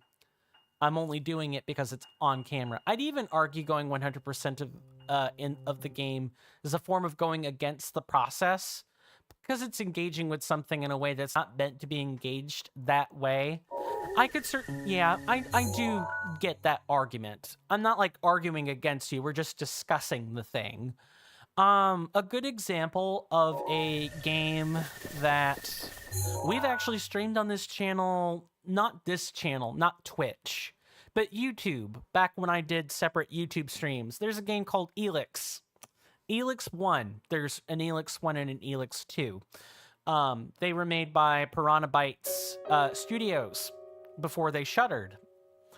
These guys were known for things like the Gothic Arcania series or the Risen series, that class of game. I'll get to whatever this is in just a second. I want to really finish my thought process here. Those games are kind of in the same boat as Oblivion, Skyrim, and like Baldur's Gate, where you can kind of like replay the game and get a different set of choices. But there are definitely many aspects of the janky quest systems in Piranha Bytes type games that make the process of doing the side quests for full completion kind of not worth it sometimes. In Elix, a lot of times it comes down to dialogue choices and encountering quests before you're ready. And another part of it is just kind of how the game is meant to be played. I'll read that statement in just a second. In Elix, you kind of do things backwards. Typically in an RPG of any kind, you want to and especially ones where factions are involved, your natural inclination is to go check out each faction before you decide which one you're siding with, right? If I were living in that actual real world, that's exactly what I would do, is I would see what the Berserkers had on offer. I'd go see what the Clerics have on offer. I'd go see what the Outlaws have on offer. And then I would decide, do I want to participate in any of it at all? If I were actually really in that situation, the game punishes you for doing this. Elix 1 specifically punishes you for playing the traditional way that you play a lot of RPGs. You're meant to actually sort of speed into the faction of choice. You kind of need to just go off intuition and hearsay, and you kind of have to really go against the mold. The game also doesn't hold your hand. So if you want to go, you're kind of pushed toward being a berserker early. So if you want to be a cleric or an outlaw, or you're not familiar with those things, you need to actually make the conscious choice to ignore the tutorial and just go somewhere else, which is fine. Not having your hand held in order to make that decision is fine. But having to go against the grain and it being somewhat unintuitive to do so, that's where there can be some push and pull in the 100% experience. Let me read this sentence here. Well, if you do it for the people you watch, it feels pretty justified. It's not like I live vicariously through these men or anything. I mean, it's like I have the same sort of parasocial dependency, let's call it. For my content creators, I don't venerate them or worship them or idolize them, but I do have a deep respect for the craftsmanship that goes into their content. I have a deep respect for the communities they've spent a decade plus building, and I'm sort of wanting to follow in their footsteps. I guess on some level, it's certainly emulation or idolation, and there's no way around that. But I'm not approaching it with a mindset, I want to be just like them. Because the content creation space punishes you for that. You can't do that. You have to be novel in some way, shape, or form. The next one's like over here.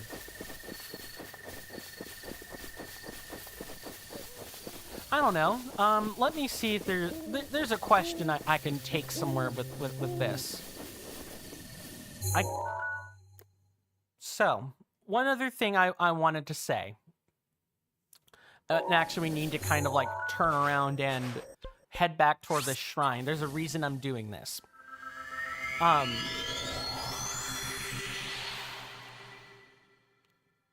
If you hear like strange blips in the normal ambience, this is like an audio cue for those of you playing Breath of the Wild. You guys can use this to help you. If you hear strange like not glitchy sounds, but like clear distortions in audio, that means that there's going to be a blood moon that day. And if you've got anything that is blood moon dependent, you need to get ready to go do that. 7 hours in this game is like 20-30 minutes tops. You do not have long. You do not have long to get to where you need to get to. Now that I've gotten that little bit of a PSA out there, returning back to the question I'm going to ask, do you guys watch any form of the Let's Plays that I'm describing where it's like, it's not just, oh, random person 539 plays through the game, it's this person actually explores the game to its deepest depths and discusses either things in the background or, you know, does a review later after the game that talks about all of that type of stuff. Even if you don't watch the two men on YouTube that I'm talking about, there's another man that does this more in the live stream format, more or less, and his name is Epic Games Bro. Yeah, that channel isn't active, but you can get to the active channel from that one. He did this a lot more with Souls content, Dark Souls, Bloodborne, especially Bloodborne, and even Sekiro for a little bit. That series kind of fell to pieces, but let me come back and read what you're saying. But being on the stream makes me realize that once again realize that I spend time watching streamers that have nothing to do with what you play or games that you like, because you're not into RPGs nor Let's Plays, but it just so happens RPG dudes are available to chat. That's fair. That's certainly fair. Maybe that's even... No, I guess... I'm thinking about that from my perspective. No, I typically watch people with the games... I typically watch the folks... I'm also just not headed the correct direction once again. I need to fix that.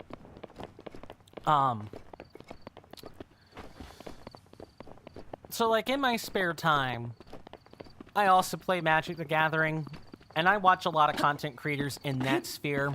Like, basically trading card game content creators. I watch a good chunk of those. But I've also watched some other stuff as well. I'm thinking of Moist Critical. That's one of them. Or some of these content creators who do cover gaming content, but then also cover some real life serious stuff.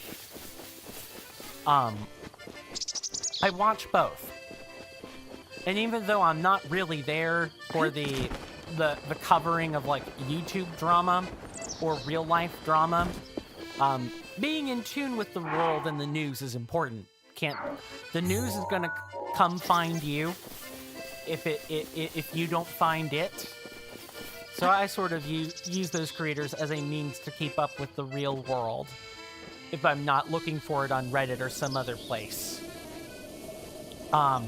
We are waiting for a blood moon, if people are wondering what I'm attempting to do.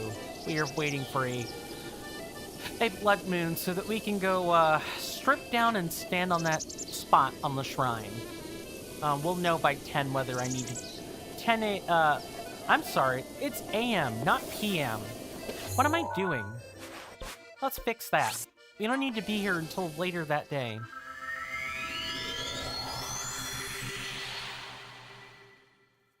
Sorry, I'm kind of all over the place this stream. So sorry about that. One of your biggest insecurities is the fact that you don't really keep up with the news at all. You only learn about stuff from friends indirectly, and you feel really bad that you can't defend your views.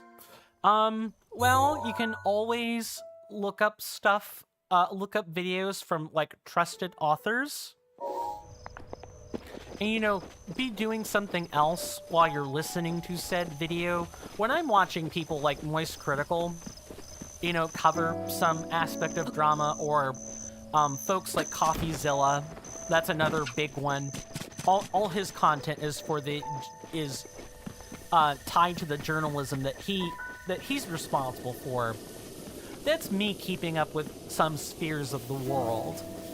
Because you can't keep up with everything. You have to decide what you care about. And if something's important and it's not in your sphere, the only way you're probably getting it is through some sort of video or written content you're choosing to take time out of your day to keep up with. If that really bothers you, like you're suggesting in your statement there, Raspy, that's what I would do in your shoes. Is I would go find videos or something in the background while I'm maybe working on homework or cooking dinner or whatever you have to do. Whatever you're doing in your off time that you normally would be doing. Weird, I know, but if you're wanting to sort of reinforce your view with facts, that's kind of what I would do, is I would just see what you can siphon in the background. That's typically what I do. And then if I hear something strange in the process of, say, editing or, you know, I'm doing something else, I can stop what I'm doing, pause the video, go back, listen to it again, and figure out the strange thing that I just heard. Like the Hawk Tua meme coin shenanigan from Haley Welch. I didn't keep up with the meme coin until after I heard Moist Critical cover it while I happened to be working on something one day, and I was like, wait, what? I'm sorry, what? What did I just hear? Then I went and stopped what I was doing, went back over, and realized, oh, it's a crypto rug pull scam. That's what that was. Cool. Sounds like it'd work, but the blocker is not the action, but the shame. Right. The brain suppresses that part quite a lot. Right. I get that. I guess what I'm describing is a manner in which to circumvent the shame. At least that's me thinking about it. There's definitely some emotional bits that aren't following conventional logic. Because the shame is what you feel. The shame is what you're trying to mitigate. And your knowledge, the knowledge that you would gain in order to reinforce your worldview, or maybe not. I don't rightly know. Not really looking for advice. I see. Yeah, I came to that realization as soon as I started talking. My apologies. I tend to be kind of my brain's wired to solve problems. I certainly hope you get over that at some point. And it's valid to feel that shame. It wouldn't circumvent the shame. It would even reinforce it if he were to act without addressing that slowly first. Yeah, I shouldn't have said what I said. I'm sorry about that. I should have asked whether you wanted advice or not. Yeah, I acted inappropriately.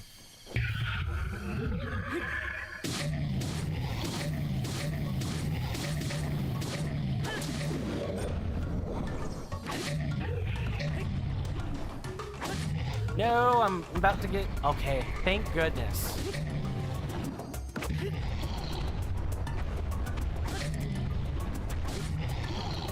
Green, and this should probably break it. That was a black Hinox, I think. Blue Hinox. Yeah, black would be a little bit of a different color. Sorry, this game's blacks and blues are very easy to mix up.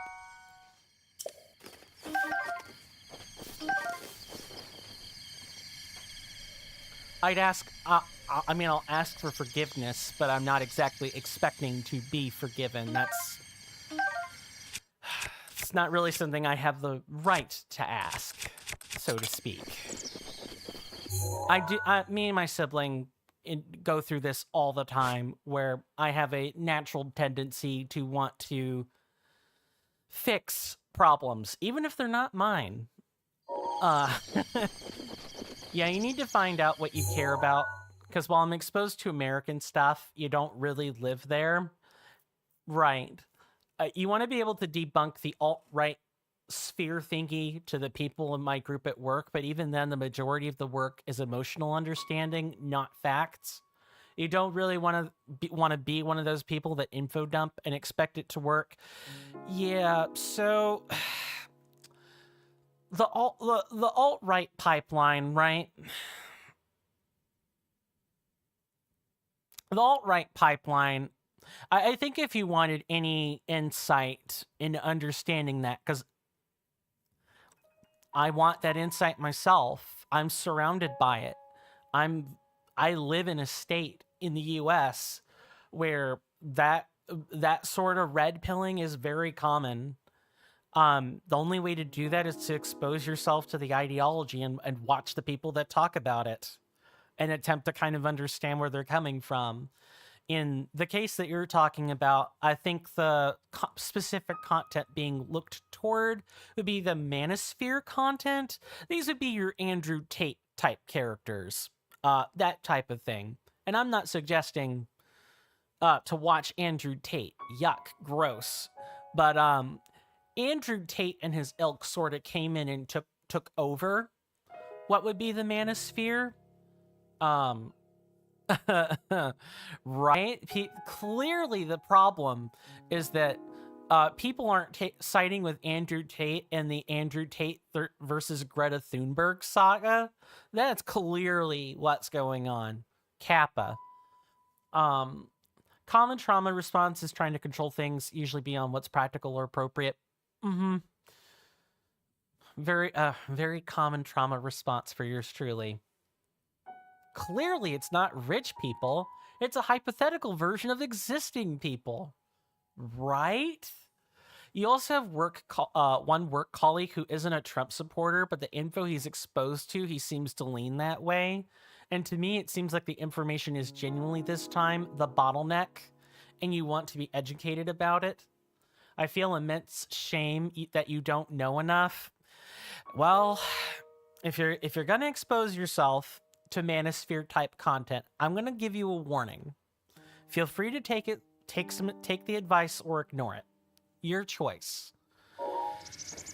The more you try to expose yourself to content in which you naturally disagree with, the more likely it is you're going to experience some form of cognitive dissonance later down the line. I know this from personal experience. I've experienced it at points, and I've kind of had to work through the process of watching the Manosphere content and understanding the emotional emotional perspective of the people who agree with it. the people who genuinely believe Andrew Tate or look up to him feel small. They feel belittled. They feel like they're not being respected, or that their manhood is being challenged, because the manosphere content tends to attract men, not women. But if you go back maybe 10, 20 years ago on YouTube, you'll find some people who are talking about, you know, issues that the manosphere would have taken up.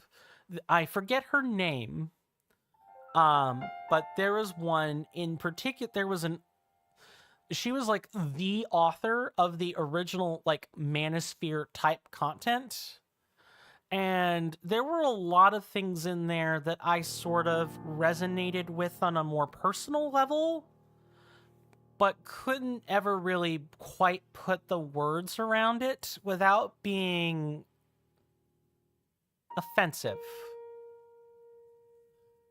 Like, these kinds of conversations are just very touchy topics. Nobody's immune to propaganda, exactly. And I'm glad you know that. I wasn't trying to say or imply that you didn't know it. Just that, you know, I'm speaking from a place of concern. I would hate it if, you know, we started talking about this stuff and I caused someone or helped someone along into being propagandized. That I would feel immense guilt over that, especially propaganda pieces that I already disagree with. I couldn't live with myself if that happened. Going back to these statements here, when you were younger, you were into the red pill because that's what was within reach. And you had a dude who tried to get me a lot into that. You also had a black pill dude try to get you into that. Yup.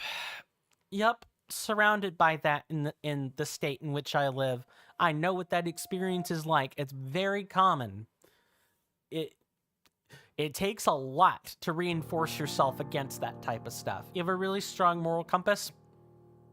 Good. And you're really critical of things. Good.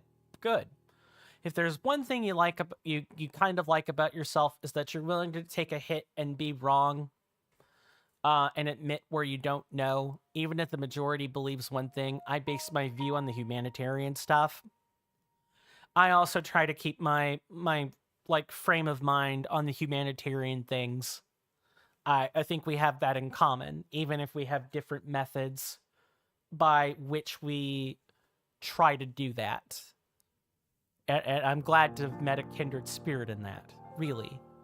The black pill stuff was extremely sad to go through. I can imagine. Because the manosphere content, like, purposely hypes people up and keeps them angry. I don't know how else to even, like, say it. That's just what's happening. The manosphere content, and there is an equivalent for women and you know, people who are AMAB, AFAB, etc. Come on. There we go. Let's get that out of here.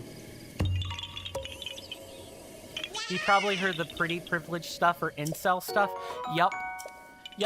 Hear it all the time. I hear it all the time. It's just people don't say it directly. Because here in the deep rural south of the US, and I'm choosing to speak and drawl on a purpose, southern drawl, a lot of that stuff is caught up in the concept of what we call true southern grit. That a woman could be as pretty as grits, or, you know, pretty as a southern belle, but the true grit of a southern cowgirl, being able to not even need the Tylenol and tough it out, or not cry in public. All of that is part of that sort of moral gatekeeping. I don't know. The more I talk about it, the more difficult it is to describe without taking the time to really think about what I'm saying. But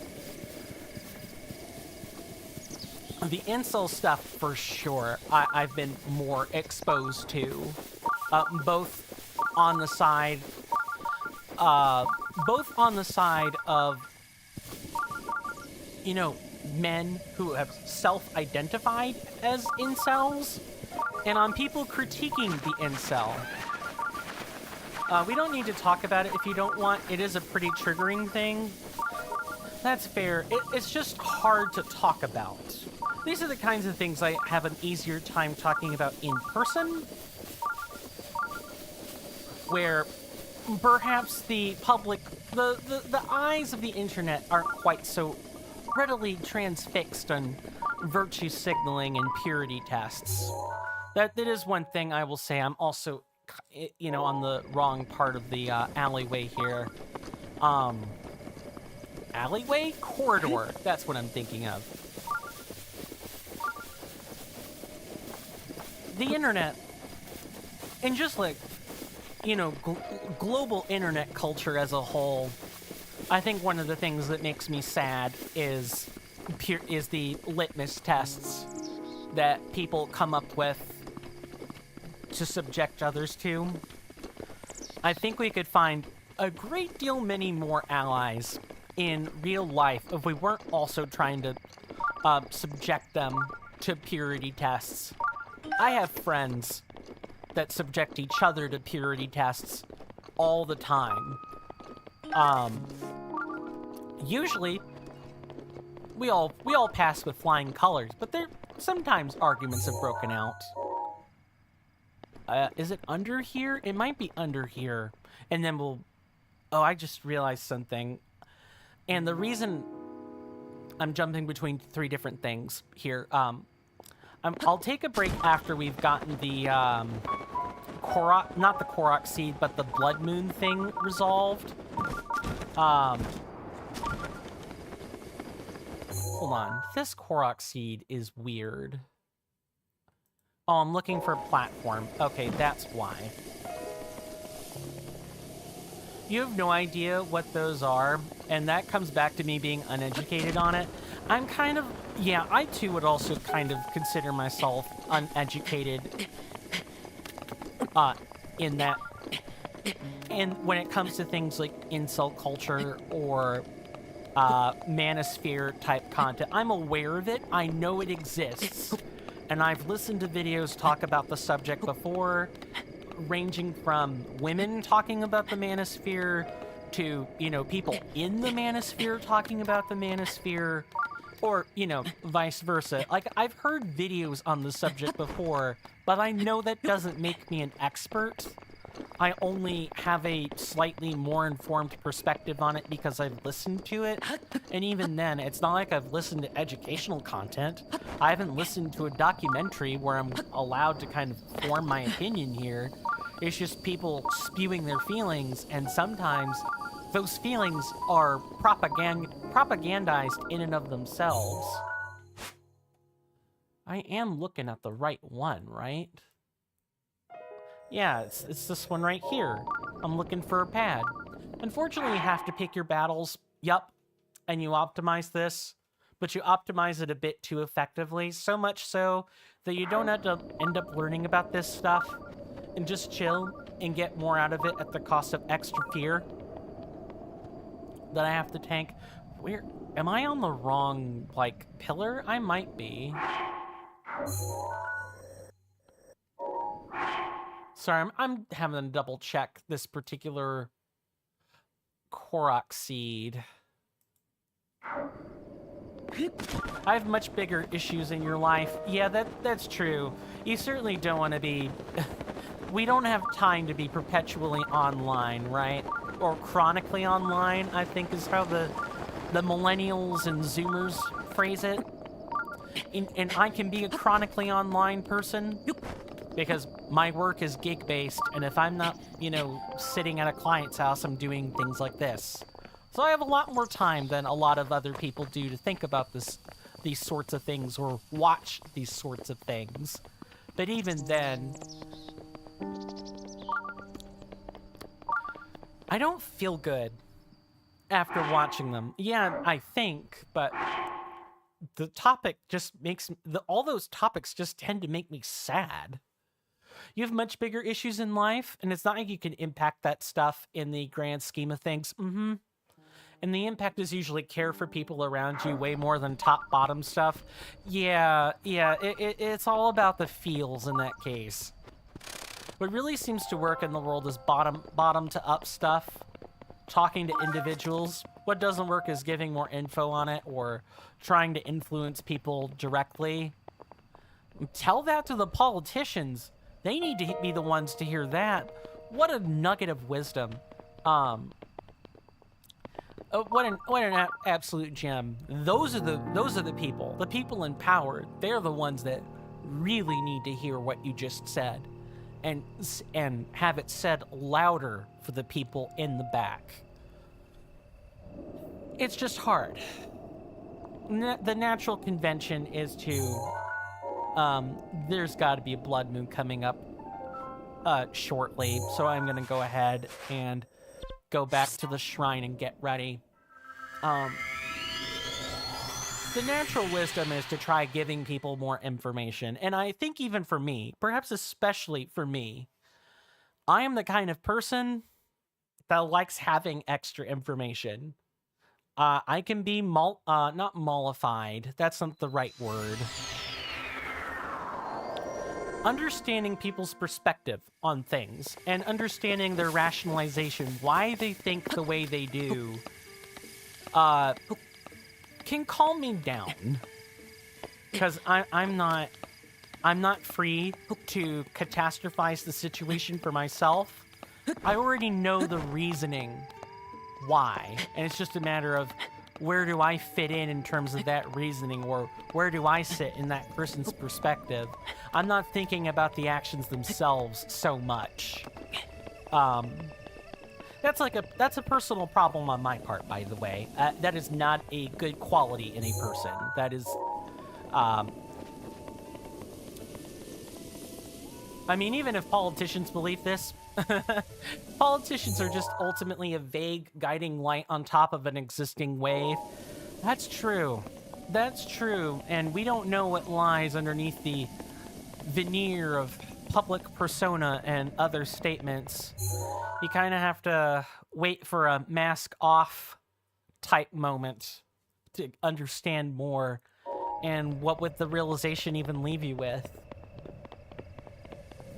It wouldn't help much unless it's literally all of them, and even then, it would make new politicians appear to fulfill those needs. Mm-hmm. There's a worldwide need to just receive simple answers and only address yourself. Yep. When I was in driving classes or driving academy, the instructor for the class said it best when he said, you can have all the information in the world, but people ultimately only really care when something happens to them. It's just the human condition. The need to address things or change things are most readily apparent when something has happened to them. It's why the Joshua's Law in Georgia, in the state of Georgia in the U.S., got passed. Someone's son died over drunk driving. And because of that, a whole bunch of people who sort of had the same general experience got together, petitioned enough of the state senators and state reps. They voted on a law on it, and it bipartisanly passed, I'm pretty sure. And as a result, if the result of that law is, if you drive drunk, you can have your license revoked. Before, it was kind of on the same point system as everything else. But now you actually have to... I did not mean to put that stamp in. You actually have to go back to driving academy to, relearn things. I'm getting caught lost in the example here. My point is just that people tend to really only change their ways or change their thinking either with enough compelling evidence or most likely only when something has actually happened to them, for better or worse. That shit will only get away when the intergenerational trauma gets dealt with.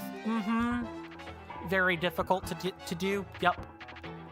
It is when every person takes the responsibility to be nice themselves, and when people unite through things like culture, or through stuff like culture without keeping others away more than it just so happens to happen. Yeah, it's a grassroots type movement, right? Where you kind of need to change and shape individual hearts and minds. And that's hard to do top down. It's really easy to say, but it's really hard to deal with your own stuff. We'll know in just a moment whether we have a blood moon or not. Because at times, I do feel like people who struggle are just being immature and don't want to be responsible. But that's certainly false, and you have to sort through that periodically. And then sometimes the kicker, and this is something you probably know yourself, I don't need to say it, but this is for conversation and everything. There are times where that's true. There are times where people are being immature and aren't being responsible. Whether they want to or not's a different story, and that you can really only take a stab at without talking to those people yourself. Sometimes they aren't being responsible. It's not always false. But trying to suss that out is even harder, and it also it tends to cause a correction factor to occur where, how do I word this? Maybe your statement will help me parse the words I need. You play the exact game as people you dislike, and it's generally harder to take into account others on top of yourself. It's easy to criticize. It's easy to criticize someone else when forgetting that you yourself are in a house made of glass, and as soon as you start throwing that stone and you begin judgment, someone else will turn to you and say, "Did you not realize the house you were sitting in? Look at it. It's glass, and you've broken it. You've broken your own shelter in an attempt to feel better about critiquing someone else." Interpersonal psychological issues that translate to sociological problems later down the line. Yeah, sometimes people are genuinely irresponsible, but you're also eventually irresponsible in some context. So some level of hypocrisy just happens. It's about what you do even if that happens. Exactly. Yeah, it's when you've realized that the hypocrisy has happened. But the price of eggs is kind of too high. The price of eggs is too damn high. We gotta get them prices down quick. Vote in someone who can write an executive order on the price of eggs and set price caps. Ugh. Okay, no blood moon.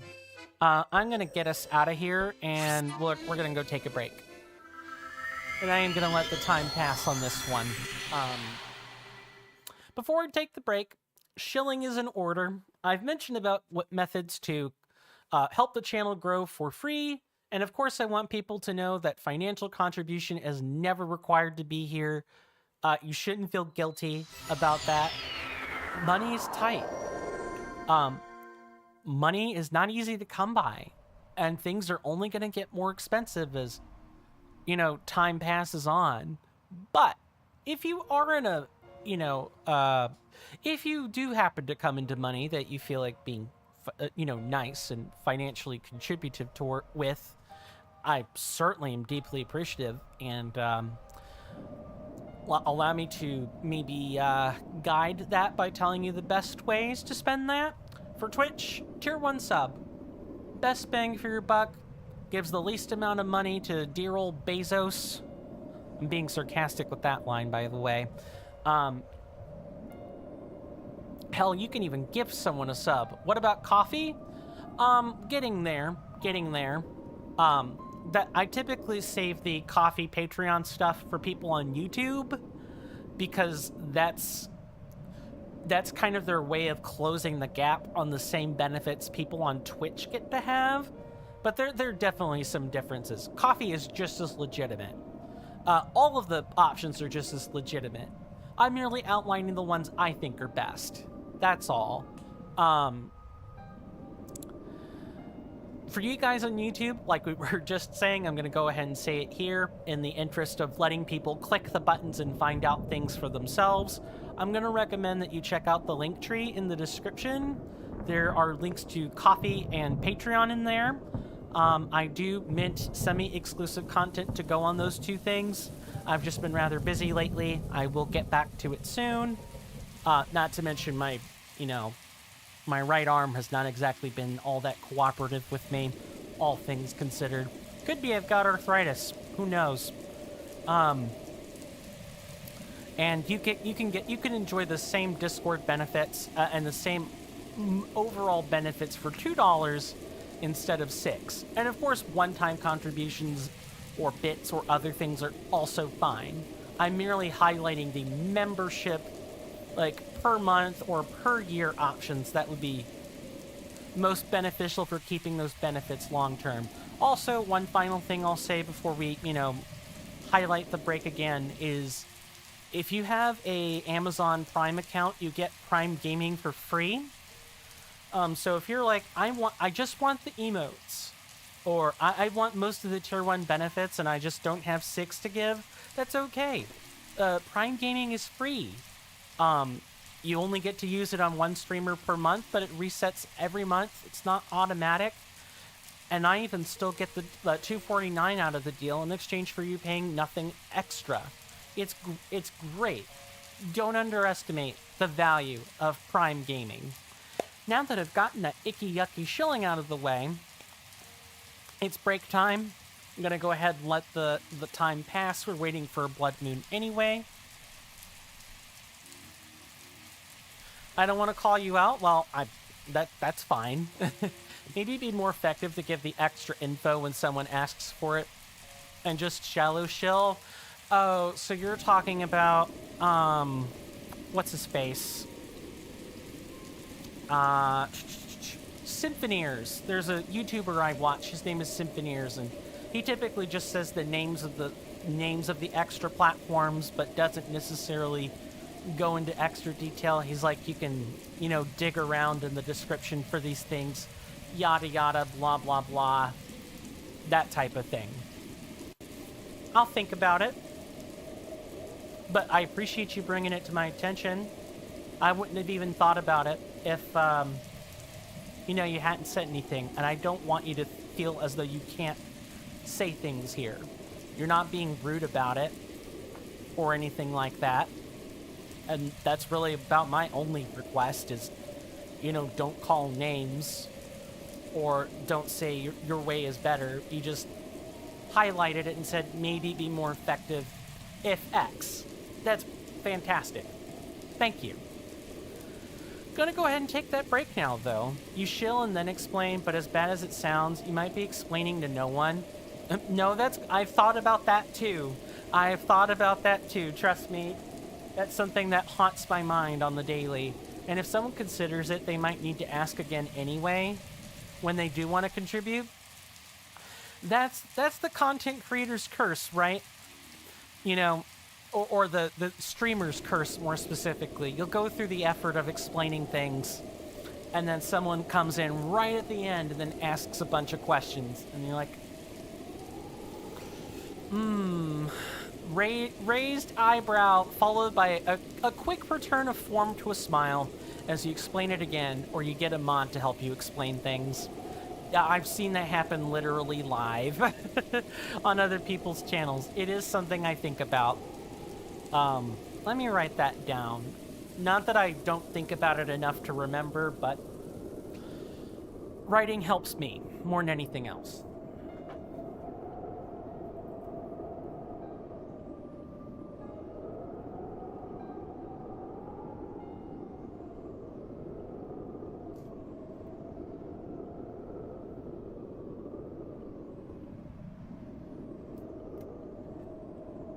Okay.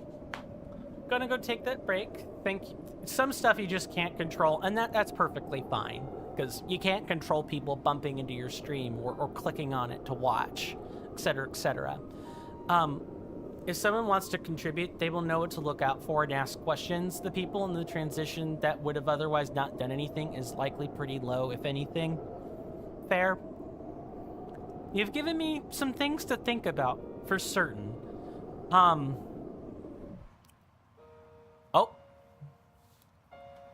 I'm glad I stuck around, because the capture card just froze.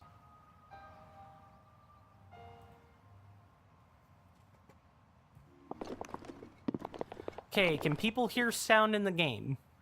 I need to ask this before I take that break.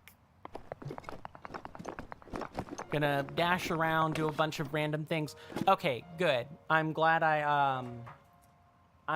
caught that. Thank you. Appreciate the confirmation on that. Gonna go ahead and take that break now, and take it I shall. You guys know the spiel. 3 minutes and 3 minutes. Thank you guys for your continued patience with the ads, and I will see you after the break. Thank you.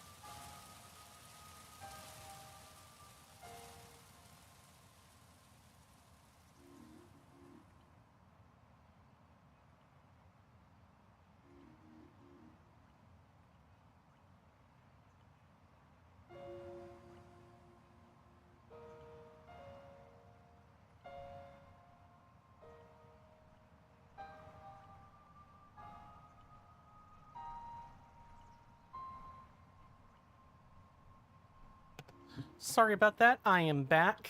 I managed to get a mouthful of roast and some cooked mushrooms and celery. I got just a handful of that stuff, so I'm a little bit more nourished. We should be good to go.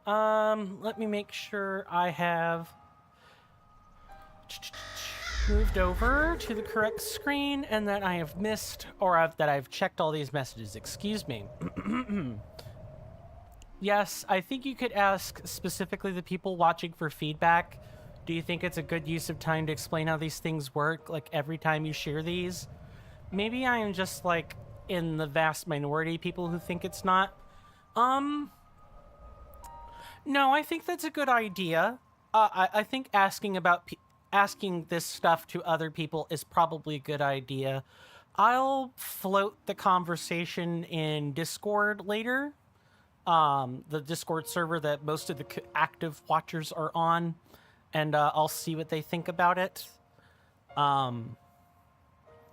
Just to kind of get an idea. This probably isn't the kind of thing I can actually really vote on, because it's the meta aspect of it that not necessarily a whole bunch of people will be familiar with on how to solve or like what approach they would take.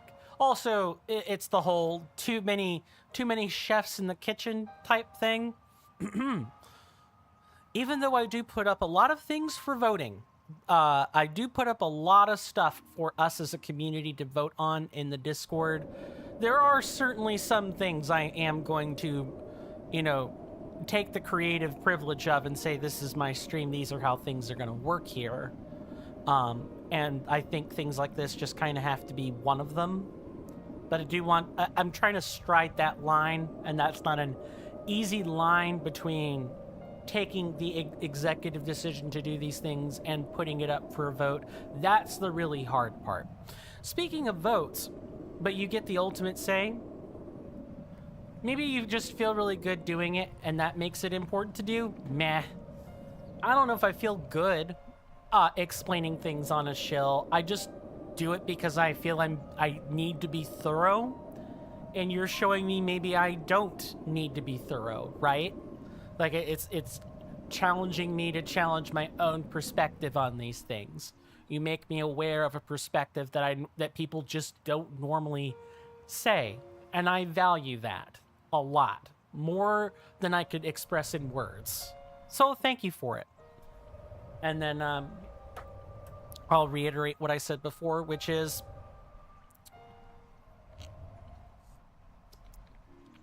it's not sipping into a beverage, I promise. Which is I'll float the conversation in the Discord and just see if anyone says anything. Most likely, our community is a pretty laid back one, and everyone's kind of in their own world. A lot of us are content creators in that particular Discord, so we're busy doing our own thing. But I'm gonna float it out there anyway. If push comes to shove, I think at the very least, my sibling, who is also my moderator on this channel, will give me some pointers on how they feel about things. It makes me feel like a bad person to criticize stuff. I feel like others don't say anything because they also don't want to be really rude. Allow me to ameliorate some of your concerns and your feelings. It's valid to feel that way, first off. And if I were in your shoes, I too would probably hold back. And also feel bad when I did say something. I, the streamer, am telling you, if you are really being rude, I would make it really clear to you that you're being rude. I have done so in the past, and I have done so with a lot of people that have kind of come in and out of the channel. I've done it more, not necessarily more, but I do stick up for myself. I promise you, if you were being rude, I'd tell you. You've got the sincerest form of my word I can possibly give you. You're not being rude. Because you're taking the time to say, you're taking your time not to call names or to say that your perspective is better. You're just saying maybe things could be more efficient if X, and and there are some feelings laced in there, for sure. But you're not going out of your way to make your feelings known. You're speaking in a logistical fashion, and I value that. And you're being honest with me, so I value that even more. I hope this helps. I'm not sure or certain that it helps, but I hope that it helps. I never want someone to feel like they can't share things. If I'm doing something and people are like, yeah, I think this could probably be better, or have you considered spending less time on X or whatever, I want people to be able to say that. I just don't want people being rude about it, which sometimes people don't bother to mince words. Yeah. Oh no, it's him again. It's this man. I hate this face. One of the things I wish Nintendo would change is their me system for generating NPCs. That's how a lot of their RPGs work, by the way, is they'll come up with a model for an NPC, and then if they need to randomize a feature about it, like hair or eyes or something, they run through a set of those things. Like, each feature of an NPC is like on a table or something, on like a table array, and it'll just point to a random one, which is great for time-saving purposes, but it results in abominations or aberrations like this. Hold on, let me get a nice close-up of this man's face. I want people to get what I'm talking about here. There's nothing particularly wrong with it. It's the whole kit and caboodle together. And there are other NPCs that might look just like him that just change the hair color or just change the lip size or something. It's the cookie cutteriness of it that's an issue. That's also how I have bald spots. A bit less exaggerated, though. I'm noticing it right here, right where my middle finger is. If I take it off, I could see the hair thinning more than it has been just in the last month. This man makes me self-conscious about my own thinning hair. That's also I have bald spots, a bit less exaggerated. Yeah. Yeah, self-consciousness. Grimacing and you used to be extremely insecure about it. You've mentioned that you are less insecure about it now, but, I certainly don't want to harp on a feature that makes you think about it. Hello. Oh. Wait, I have too many things I want to do. Satori Mountain's glowing. I need to go deal with that right now. There's a secret up there. We were trying to get to it last 2 episodes ago and couldn't do it. And I also need to somehow fit in the thing with the blood moon. Yeah, right now I recognize that it's about how you make people feel, not how you look. Yeah, because you can't control your looks. You can't control genetics. You kind of feel bad that people at uni don't come and talk to you much. I can imagine a lot of it's got to be just busyness, right? That people aren't actively avoiding you. Well, actually, I guess you wouldn't know, would you? Nor would I expect you to. But I certainly hope people aren't avoiding you due to looks. Or the way your countenance and the way you present itself. Perhaps you don't seem all that approachable. Yeah, but... How do I word this? I think the looks tie in a little bit to it, and just no one's saying it, right? At least, if I were thinking about it from I wanted to avoid... Why am I avoiding this person? It's clearly not their looks. I don't care about it. What else is it? And when I can't come up with anything palpable, I return to the basics, which is appearance, matters more than perhaps you or I think it does. And maybe to them, we appear, oh, we're too childish, or, oh, we're too scary looking. And no one's just qualified to us what that scariness is.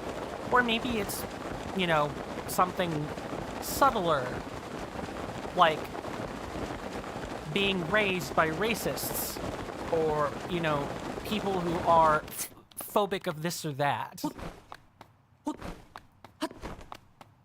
You're also drained a lot of the time and you don't engage in mainstream ways to connect at uni, which is like using Instagram or talking about news or being in a social group.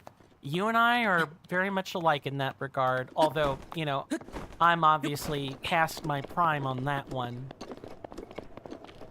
People at uni definitely like you. You've had many experiences of people engaging with you and being more than willing to help me and being friendly. I think that's a difference than... I think being willing to engage with you is not necessarily the same as liking you. I think those are totally different things. I can be totally friendly with someone and not like them. In fact, I've been friendly with people whose guts I've absolutely hated. It's the I'm choosing to be a nice person and rising above my hate or the way that I feel in the moment in order to quickly get the encounter over with so I don't have to think about it again. Who knows? People don't tell you these things. You have to kind of tease it out, suss it out. You have to examine their body language and looking at the nonverbals. And I'm an autist, so me talking about these things is a little bit ironic. I'm not very good at those. A lot of autists aren't. Walk toward the light. I've also helped many people, and well, they remember that. But me saying they definitely do like me is probably denying to some extent. Lord of the Mountain.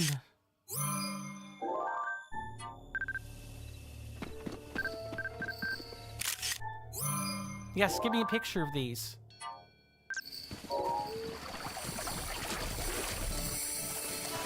Well, we found the secret, my senators and inductees, and that's good enough for me.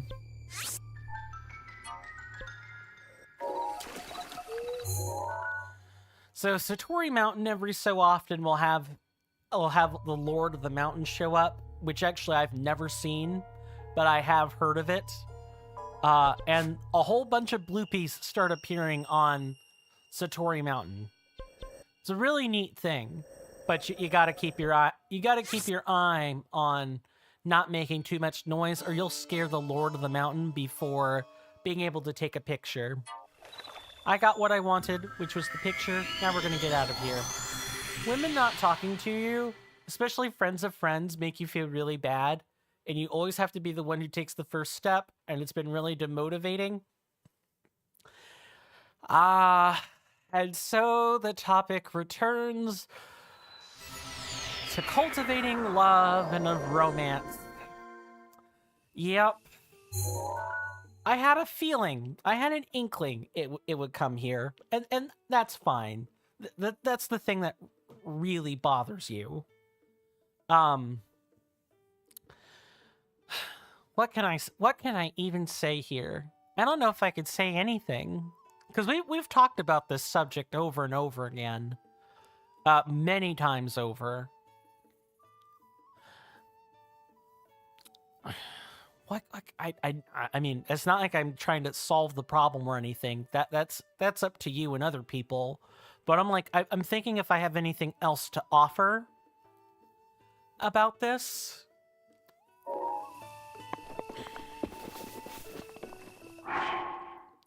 We'll be a bit unresponsive because stealing a car from a submarine, that's totally fine with me. I need time to think about this particular thing. And we can kind of like, if people are wondering why I keep going to the same place over and over and over and over and over and again, keep coming back to the same place, I am looking for a blood moon event.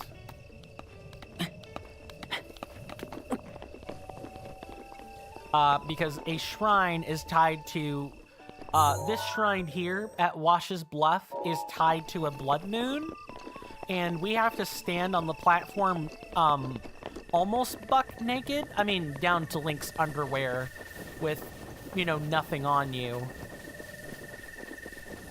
I probably even maybe have to unequip shields and other stuff. And it has to be at the dead of night before the blood moon happens.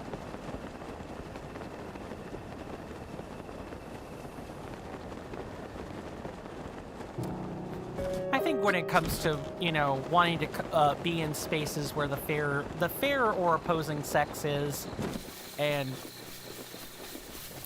you know, talking to them, appearance matters a little. Can't be unkempt. Also, it may be worth picking up on the trends. Thanks, Keese. Really appreciate it.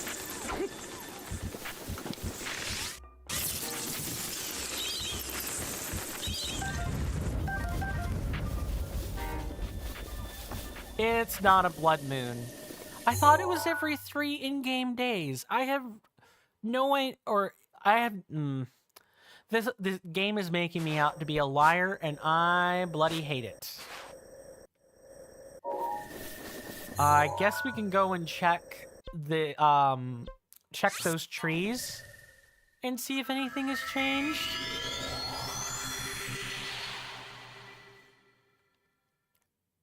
Appearance matters a little. Not looking creepy is probably another thing, which is hard because no one's going to tell you you're being creepy. They're going to do what I just did, which is be polite to you and hold that nagging thought back.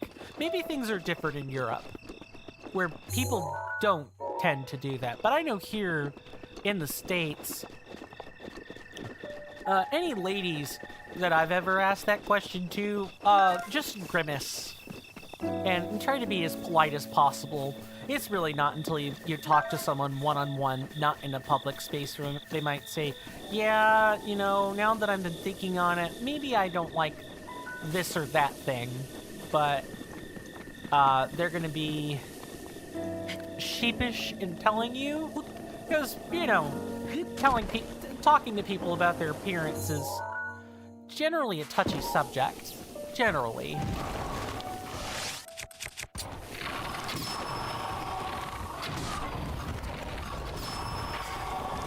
Also, I guess you kind of have to be doing your own thing. And maybe people will come to you. Also, there's the whole, advent of dating apps.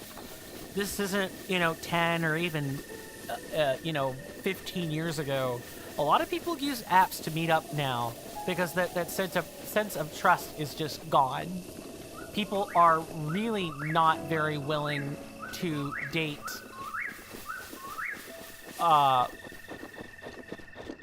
We still not have all the apples? We still don't have them all.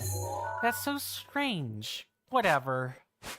This game is being stupid.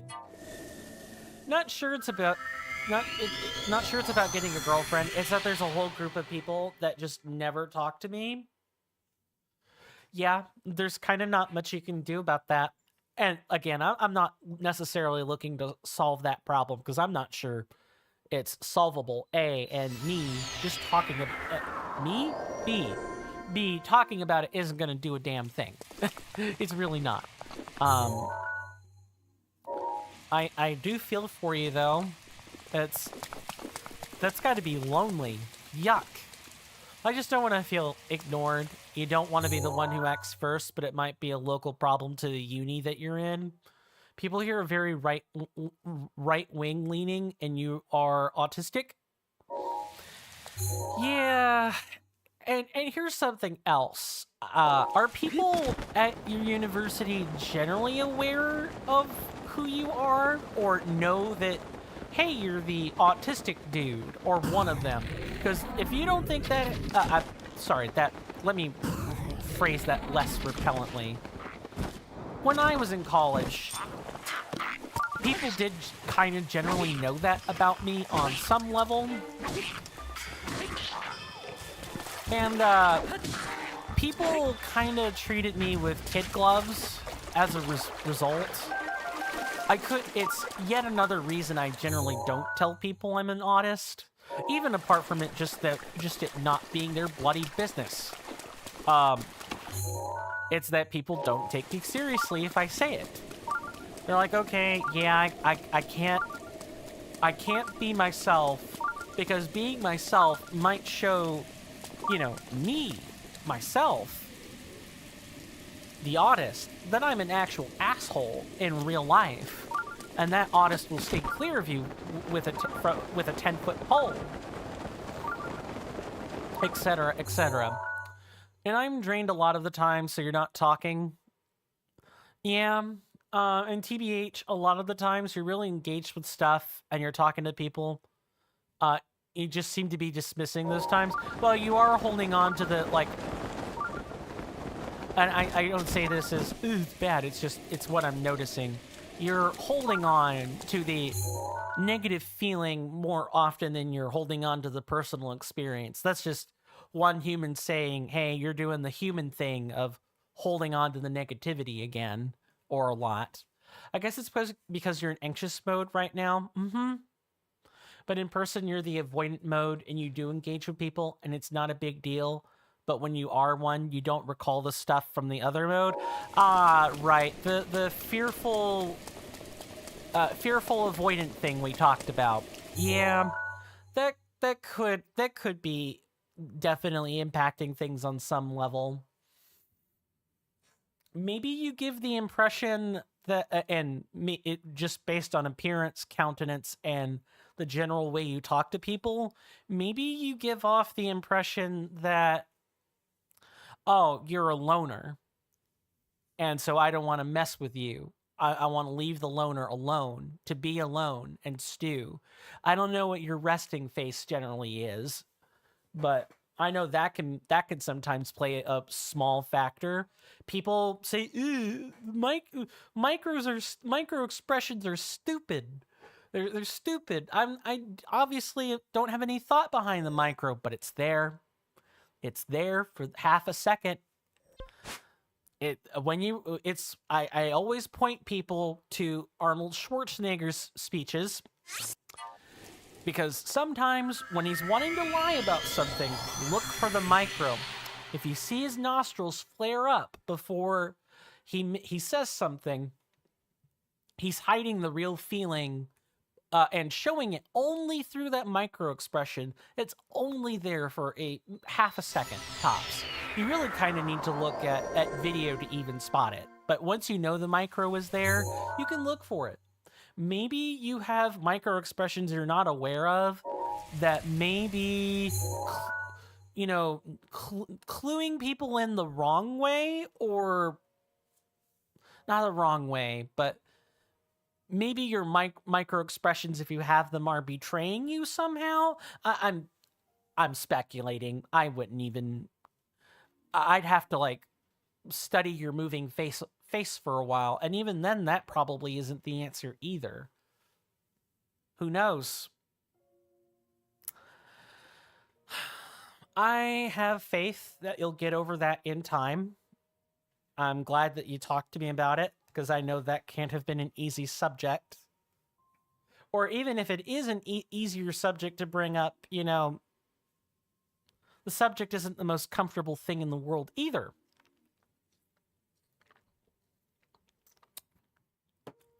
Nothing like good tea with lemon.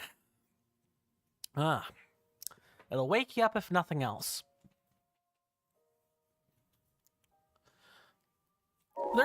It also could just legitimately be random luck. Or when I say luck, luck isn't quite right. Statistical variance? And like you were saying before, it could be unique to your university. Maybe people are just not keen on one-on-one conversation with you. I don't know. It's all guesswork. I'm sorry that, for the record, that you're dealing with that, and that when people are kind of like giving you the cold shoulder or otherwise ignoring you, that you feel small. I know what that feeling is like on a personal level. It's very self-defeating. It's self-defeating, makes me feel less than. It's something I think about too, although I think about it in different terms. I'm fine with words, but for me, it's always expressions. Death is typically a topic that I don't feel super sad about. I don't tear up readily to death. And that has disarmed a lot of people I've talked to before. They don't outright say anything, but it's like they'll go, "Huh, that's interesting," or "That certainly is a way of looking at death." Yeah. And you wouldn't think that would be a particularly big deal, but what I've learned as an autist is that if there are few things people want you to share with them more than death anxiety or the way people feel about the passage of important persons. It's a big deal. Because there are a lot of complicated emotions wrapped up in death.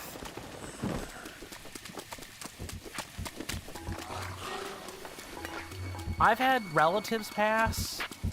I've had aunts and uncles pass. Maybe, and usually for me, because that's the death I've been exposed to, I just wasn't close enough to those aunts and uncles. It sticks out that you say you're not tearing up by death. Yeah, like, to me it feels like your brain is suppressing it because of what it mean if you really were to let that sit in.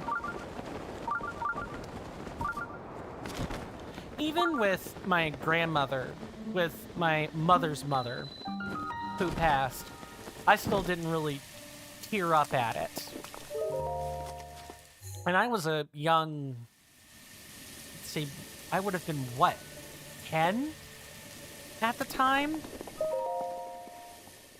I think we've got a few more in-game days before Blood Moon happens. I might need to set up a condition for the next stream where, you know, I just have the Blood Moon all ready to go. I don't know how I'm going to handle the lack of a Blood Moon yet. Yeah, I obviously am not going to sit with that type of feeling right now, but I think I can talk about how I've experienced it in the past and generally what I do with it. I think for me, I actually haven't sat in on a funeral before. Just the mere thought of having to sit there with a bunch of people rightly upset over someone's death leaves me feeling disturbed. I'm not trying to... Good Lord, Coin. Get it together. Death for me has always been a very strange thing. I think if I had actually sat in on any kind of funerals as a kid, I'd probably be more inclined to shed tears. And it's not like I don't feel sad. It's not like I'm numb to the idea of death or anything. It's just I don't feel it or express it the same way. And I tend not to want to be around a whole bunch of people who are experiencing that. I feel very drained. It's one of the few times where I genuinely don't like being around people, when everyone is all melancholic. And again, I know my phrasing is slightly repellent. The point I'm making is just, I don't handle crowds of people who are all experiencing a really powerful, sad emotion that well.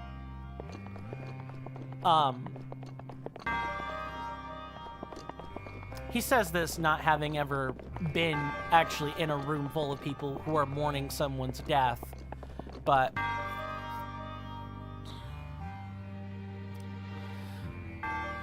I think that really only outlines the fact that I should experience that even more. and maybe I might think differently about it.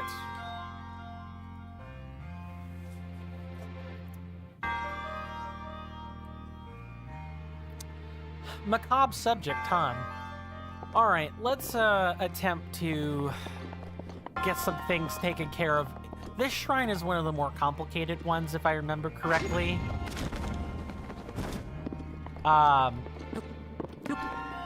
There's a lot of moving parts and pieces to it.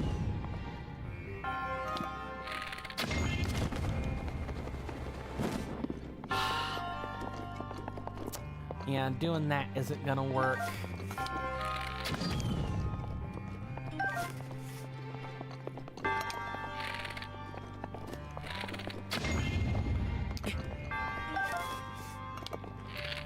You've got like the lower portion and you've got this upper portion. And I don't remember doing this shrine. Or if I did, it was like so brief in my mind that it's so brief in my mind that I've forgotten how to do this particular shrine. Let's see. Maybe it's one of those I need to move the ball from one location to another. That would check out.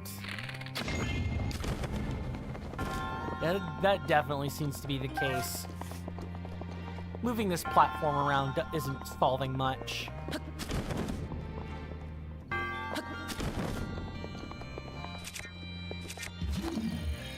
So let's try unlocking one of these switches then.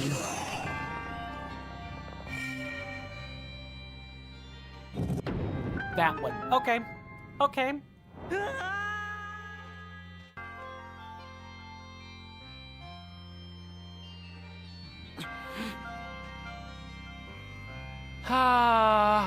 I have fallen all over again. Yuck.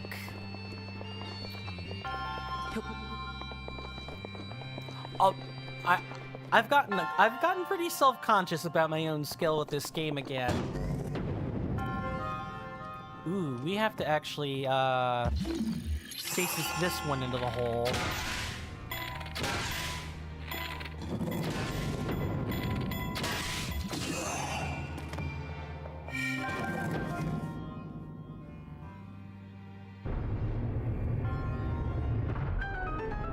Okay, nice moving parts.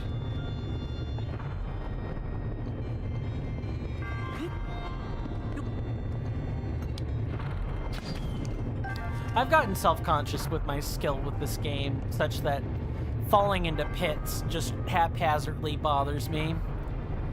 I'm not anxious yet, though. Just unsettled. More than anything. Just unsettled. Here's a question I could ask folks. Feel free to answer or don't. I'll never ask an engagement question that I wouldn't answer myself. Do you guys suffer from any sort of performance anxiety? Or you know, are there things in life that make you self-conscious? Especially when it comes to gaming. I don't really experience this anywhere else in life, but specifically with these kinds of games, I do tend to experience performance anxiety, and it's made worse by streaming, ironically enough. It's like, I should have the skills to do X and Y, but somehow I just don't for some crazy reason. Or my hand will forget its skill for just a moment, and then I had to go and redo 20 minutes of work. It's usually stuff like that. It's not even just like falling into pits. It's like, I've messed up. I've messed this up for like the 5th time, or every time I mess up, I have to like spend an extra 20 minutes, and my fear is that, you know, people are gonna get bored on stream, or if I have friends watching, they'll get bored, and they'll like tune out and do something else.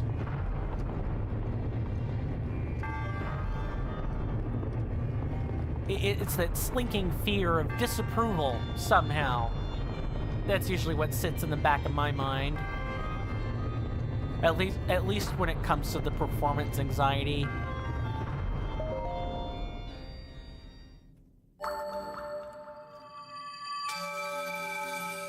Oh, I completely have not been paying attention to the activity feed. Thank you so much for the follow. I hope you enjoy your stay. I hope you enjoy the emotes that come along with that. And while I'm thinking about it, let us chill out the Discord one more time.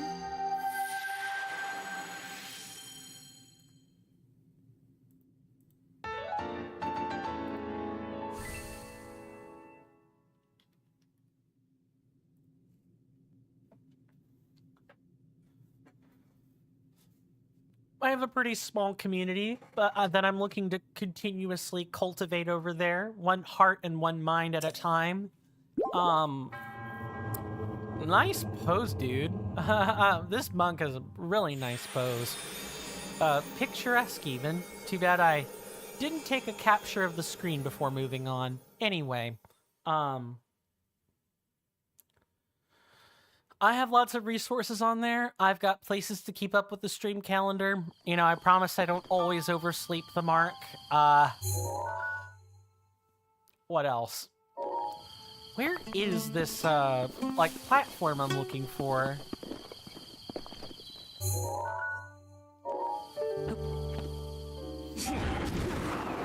I got places where the commands are logged and stored if you ever want to review them for yourself. I've got places where you can find the rotating soundboard commands. I've got places to post pictures. I've got places where I've released my thumbnails to folks. We have places to talk about more serious subjects that are, you know, curated and monitored for flagrant violations of terms of service. Because even in talking about serious things, that doesn't mean you should be a dick.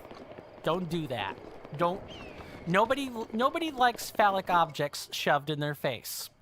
Got my word on that one. Especially if they smell and come up with a whole bunch of garbage opinions.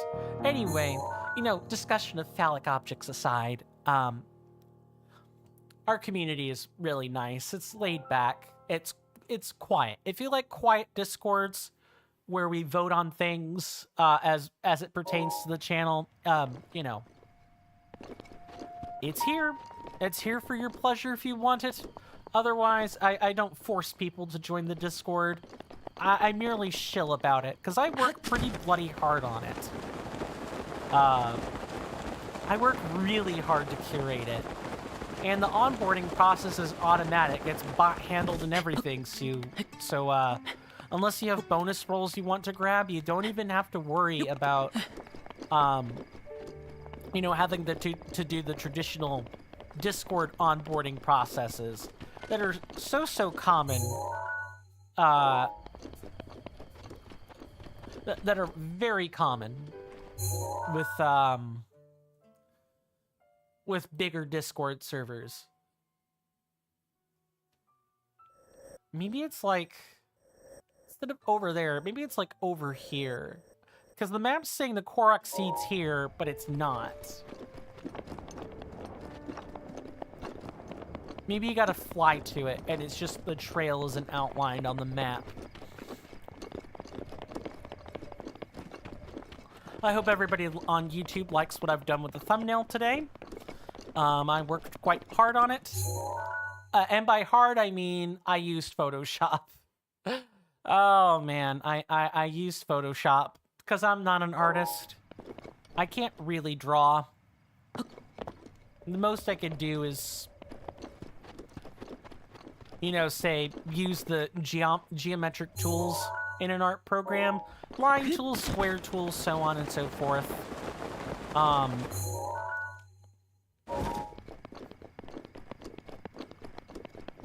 In order to attempt to draw things. The closest I could do with that would be like the chalice emote. All right, finished with the GTA stuff. Not proud you stayed up this late getting dopamine, but can't change the past. Too true, good sir. Too true. You can only change the future. Since you're finished with GTA, does that mean you'll be making an attempt at sleep?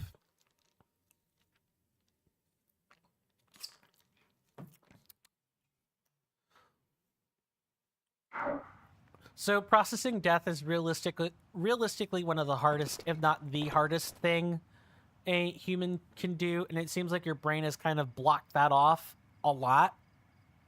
Not by choice, I can tell you that. It is certainly not by choice. It's just kind of how the circumstances play out, I guess.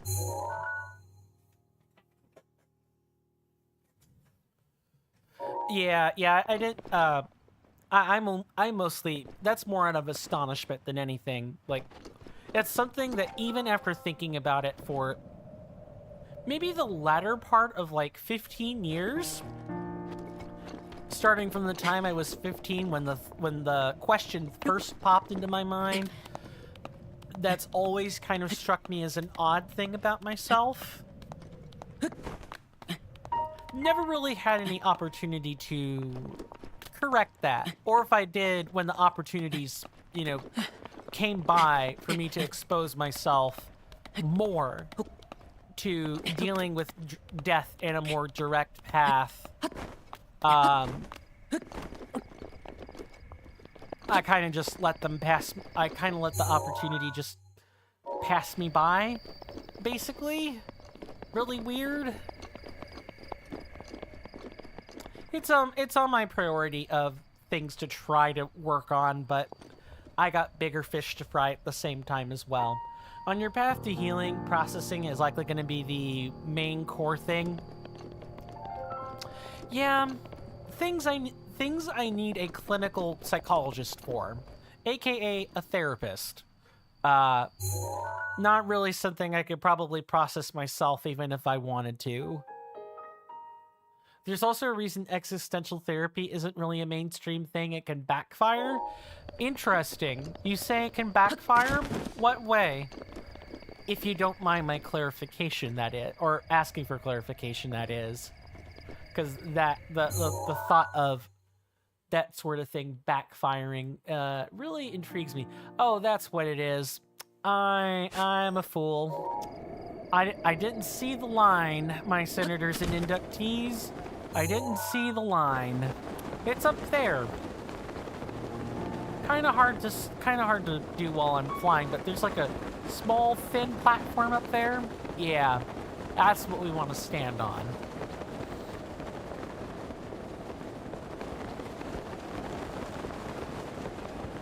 Well, you can use a gym parallel. If you can lift 20 kilograms and you try to lift 50, you can imagine what happens, right? The difference in weight would be so great that you'd be struggling with it.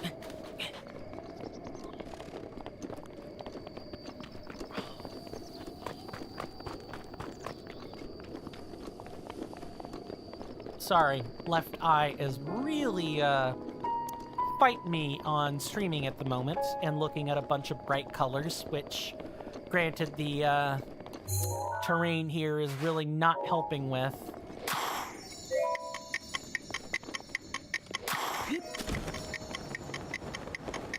And death is the boss fight of all of these things. It's easy to get burnt out by it, I can imagine. Because death, the concept of processing death, or the act of processing death, usually ravages people I watch do it.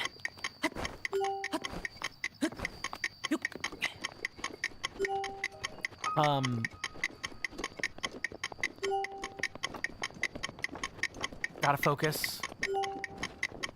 Oh, okay. We're all good here.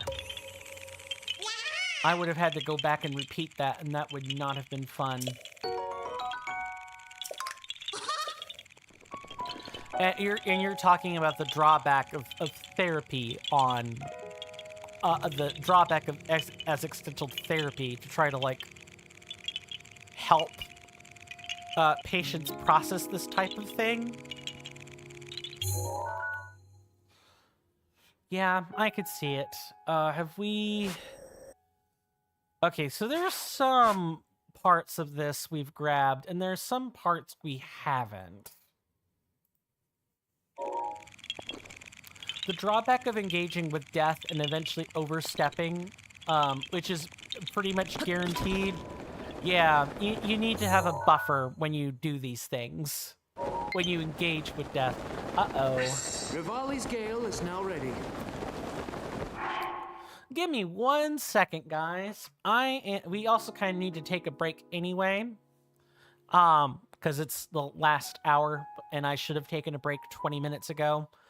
In the interest of not subjecting people to 3 minutes over 20 minutes late commercial break, we're gonna do a short BRB while I go grab the charge cord for this controller.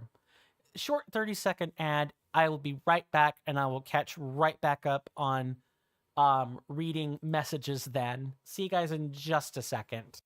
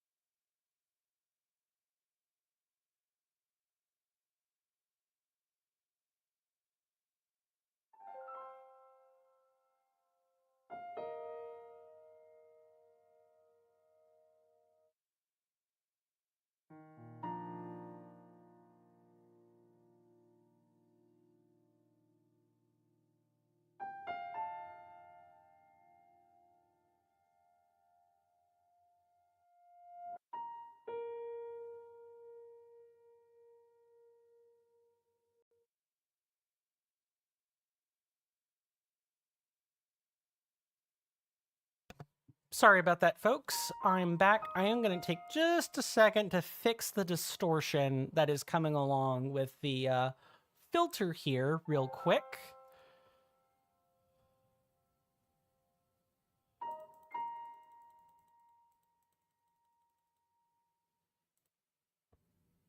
There we go. Now the distortion's a little bit less obvious.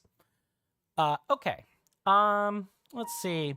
There's a good reason on the Tea House, the existential text channel is marked as age restricted. You don't want people to randomly stumble on that. Yeah, that could scar a person. That could scar a child for life. Yep, totally understand that one. And if I were a parent and I knew my child was on a Discord server where that type of thing, where, existential therapy processing with death or other sensitive subjects is, like, I would be mad at my child for being in that space in the first place.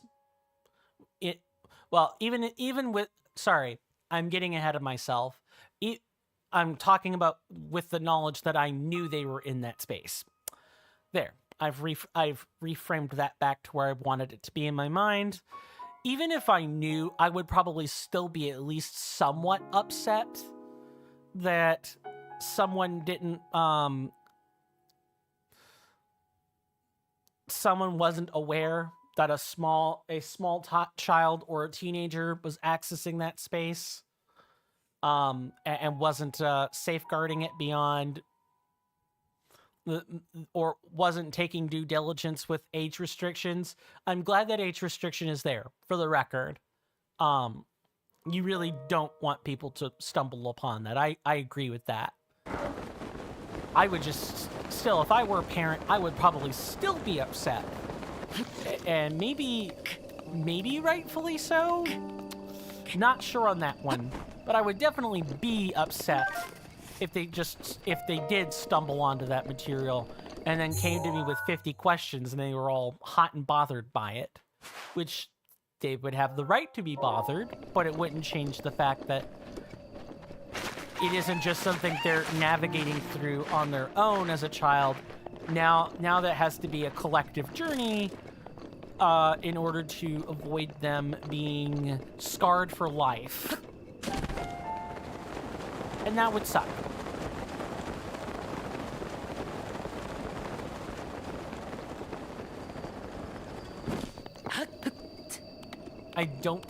I think I already checked the age filter.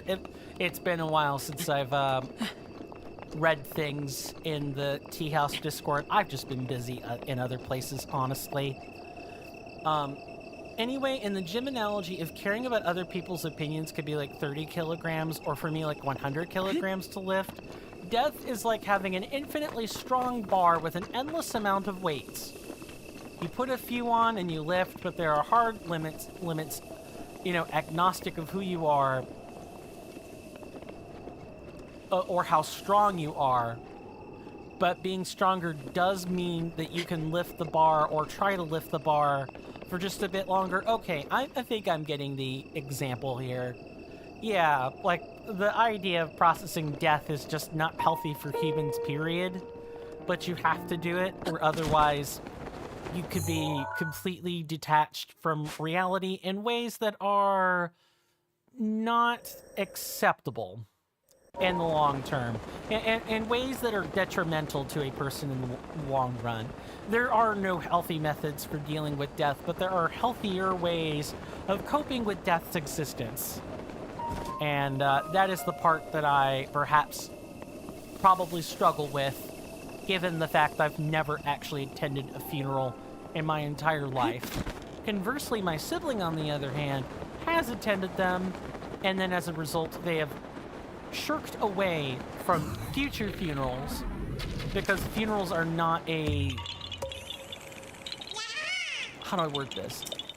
They are not good if you already have other existential issues like clinical depression or like bipolar disorder.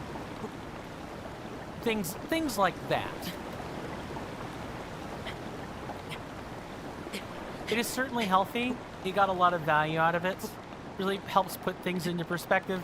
Yep, the reframing is certainly nice. Did we get this up? Wow, have I still been missing these? It's just that one Koroks seed. Okay. I thought I'd gotten them all. I guess not. I think I know why I didn't get them all. It's the Guardian up here. Please tell me we have a shield. Yeah, we have plenty.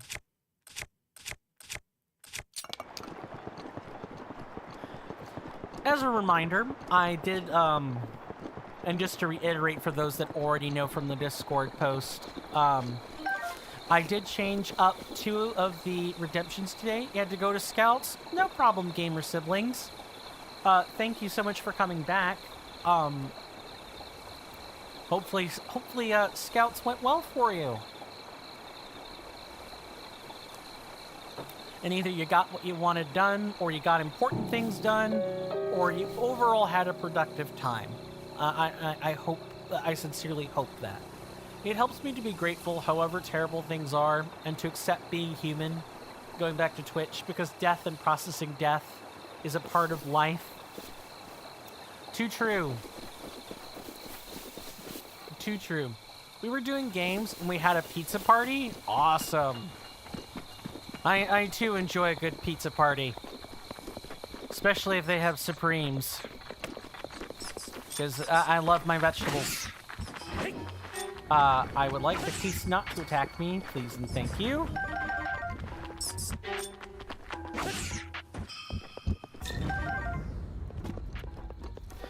Yeah, I don't have a problem contextualizing death. I've just never... Ow! How rude. I've never had a problem contextualizing death insofar as I know. This whole thing with not wanting to be around a whole bunch of people who are in mourning feels definitely more subtle than that. It's like there's a deeper psychological thing that I just haven't dealt with, and I wouldn't really know where to start. But the context of framing death itself is not really something I have a problem with. You see it from a safe spot where you're not part of it, 2 Supremes, sausage, 1 cheese, and pepperoni. Oh. Ah, that sounds fantastic. I would love to have that. I could eat pizza all day if I allowed myself to. Yeah, I don't want to drag on the subject. If you want to know, if you want more info, you can prompt me on it. I mostly just want to say to be careful, but also that you will eventually get to process it anyway, and it will help a lot when it comes to growing. Oh no, the moon wasn't full. The moon wasn't full. Why is it full now? I'm gonna miss the shrine. You all said ice cream, the gamer siblings? Awesome. 342 Korok seeds. That's not bad. We're almost halfway there, my senators and inductees. 450, and we'll be halfway done collecting all the Korok seeds. Do I have any movement speed? I have a low-level movement speed, which may help me.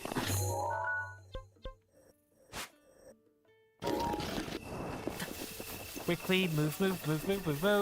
There's 900. 900 total Korok seeds. And we've collected 342 of them. This is the time where I should probably burn up this extra stamina.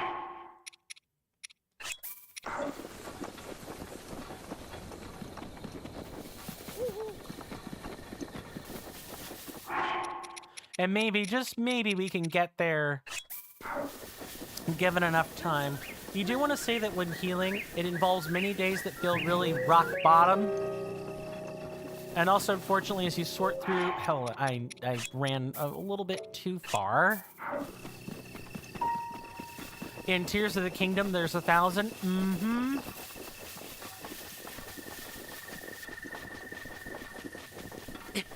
Yeah, the fact that there's 1,000 of them split between 3 maps is just absolutely disgusting.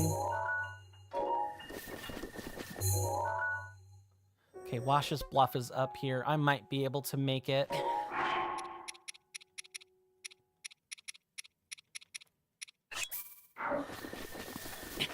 You've collected 578 of them. Awesome. Let me finish reading the rest of this before I lock in on, you know, mad dashing towards Wash's Bluff and then, you know, stripping all my weapons and armor off myself.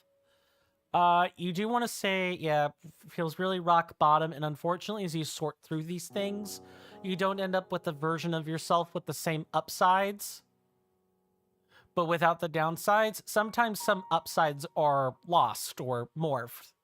At the beginning of my journey, I was really charismatic in my class. I'd make jokes in class. I remember. And such that they were dismissive, even if they were taken very well. That was not who you wanted to be. When you changed, you lost all that, and your anxiety definitely rose up as a result. Yeah, that's life. Your perspective changes. You go through experiences, and a lot of that childlike luster, or the original things that came along with not having all that stress, just they leave you. Man, being an adult stinks, doesn't it? Well, when I say it that way.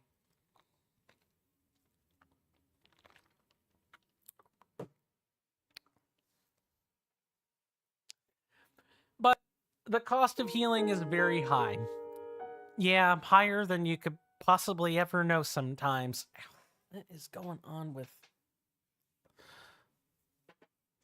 things to deal with later, not right now? After Scouts, you talked to the doctor, and he said you can walk and talk. Okay, that's good. That's good, gamer siblings.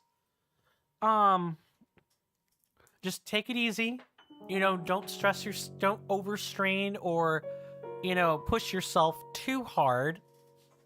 Otherwise, that surgery will have been for nothing, right? You don't want to waste it. I meant talk and eat. Okay. I thought that might have been. It seemed like it was a little too soon for walking, but I was deferring to the words of your doctor on that one. But talking and eating is good. Good. And the walking will come in another 3 days. Hopefully, right? You know, fingers crossed, knock on wood, that sort of thing. All right. I'm going to lock in on getting to Wash's Bluff because I've got 35 in-game minutes, or the effective equivalent of 10 minutes, maybe, to get all the... 10 minutes? That's sooner than that. I have, like, maybe a few minutes, tops. It's worth it. You lived this whole day on just 2 hours of sleep, and you had a great time, and have been able to pass exams on 3 hours of sleep, and have conflicts, deal with issues at work, and be able to sort other things without dropping bad. Good. I'm happy for you on that. Then the healing was worth it, right? Even if it did have a high cost. You didn't have a surgery on your legs? Right, but you can't walk for a reason, right? If it isn't legs, is it spine or... I mean, obviously this question is too personal. Don't answer it. But that now leaves me wondering about what your surgery was. The gamer siblings. I hope you'll be able to come out of it at the end, regardless. I'm fighting the urge to ask so badly because it's not my business. It's really not my business to know the contents of that. Oh, my elbow just popped. Maybe it's probably good that I stretch right here. Just get all this pent up stuff out of the way. It's fine, but the doctor said to take it easy. Yup. I would expect them to say that. Just like I'm saying it right now. Please be careful. But I'm glad you had a good time with Scouts and that you were able to eat delicious food and hopefully have some fun in the midst of probably also getting productive things done. Moving back over to Twitch. You think it was worth it, but who knows what could have been? Robert Frost's The Road Less Traveled. We can never know the path which we didn't have the chance to take then. You can't walk back and experience some things over again. You're grateful for what exists right now, for being able to breathe right now, and that things could have been much, much worse.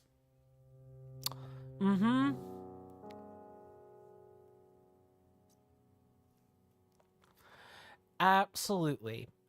And I'm glad as well, for the record. Okay, I'm going to lock in because I maybe have like a few seconds tops.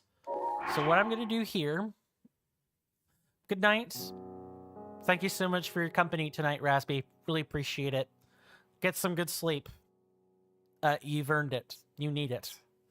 And I'll see you when I see you. Take care of yourself, and goodbye. Might as well strip naked while we're here. And by strip naked, I'm gonna go ahead and just get ahead of the people looking for TOS violations. I did not want to do that. I just want to remove, not drop.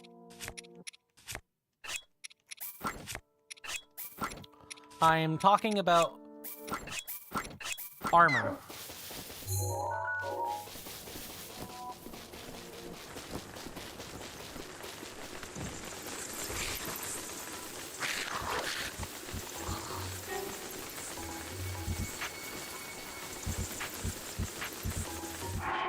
Do I have any food?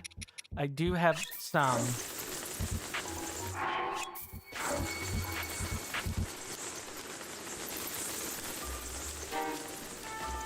I'm too late already. I'm exactly too late already. Yup. Too late.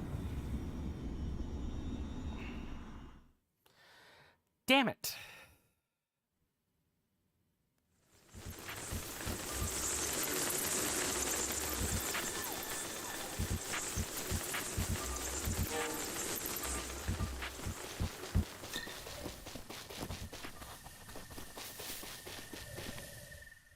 Oh, never mind. I was lamenting the fact that it was too late already. I'll take it. I'll take it. Now we don't have to do this shrine again.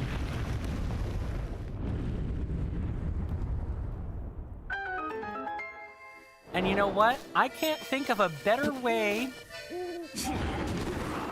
I can't think of a better way to maybe close off the rather turbulent quest cycle.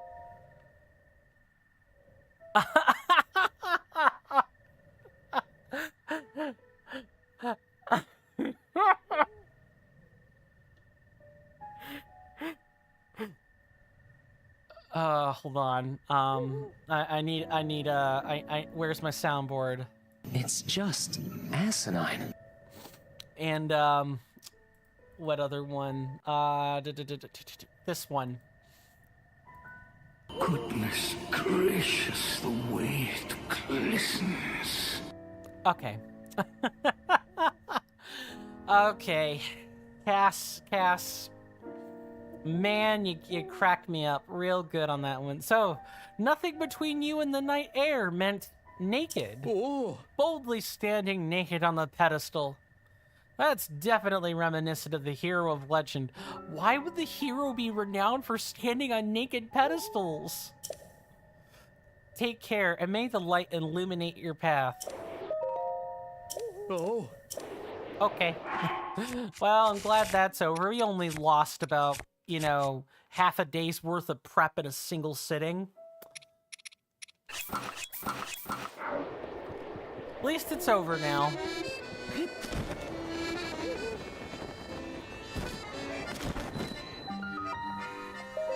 This has got to be a blessing shrine. And did we still didn't get that Koroks seed, which is a whole separate concern. Here's what I'm gonna do. I'm gonna grab that seed and then we're gonna call it early. I'm feeling some pretty fierce hunger pangs. I've not eaten today, so I probably need to go do that.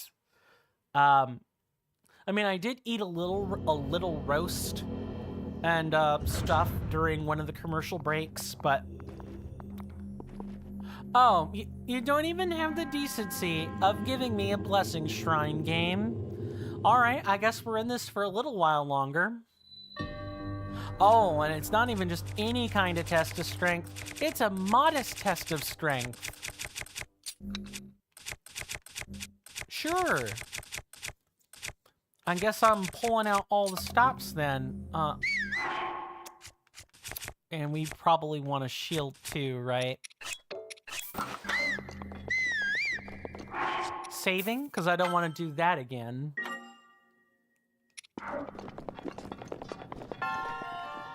All right, here's the part where I'm going to put out a command.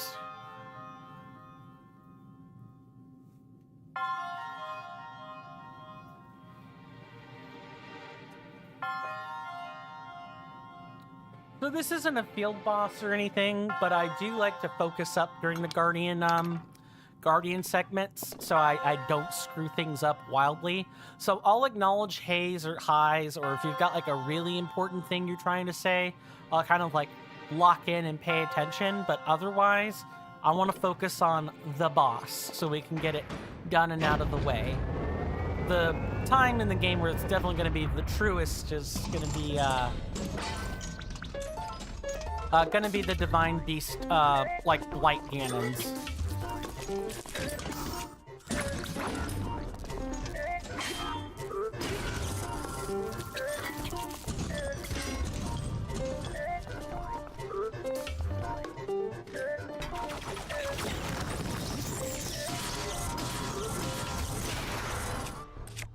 Okay, that's it.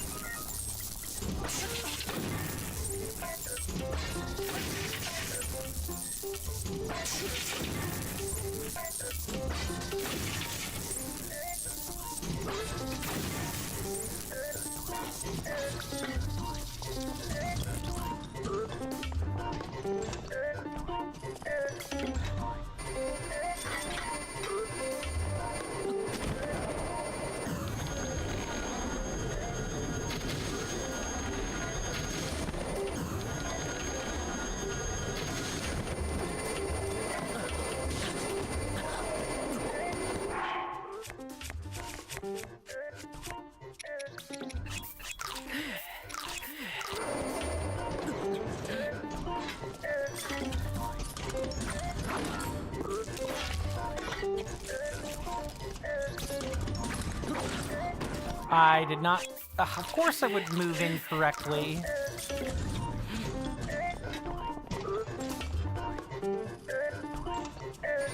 Wow, you're doing this again, huh?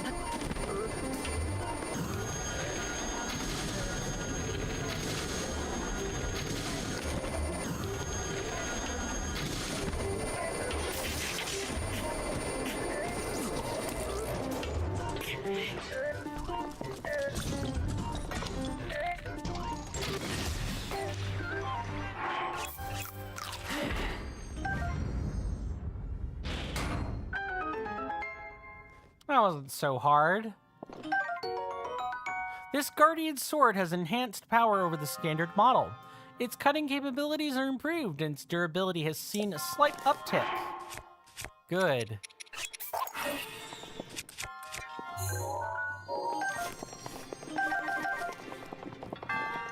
Alright, let's get this gear and get out of here, and then we can get that Koroks seed and we can start wrapping up, because I'm hungry and would like some dinner.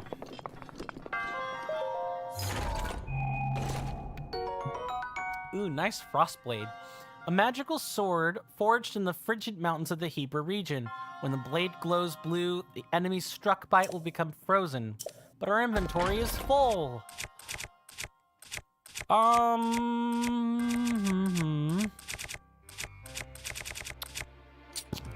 We'll drop one of these Moblin clubs, sure.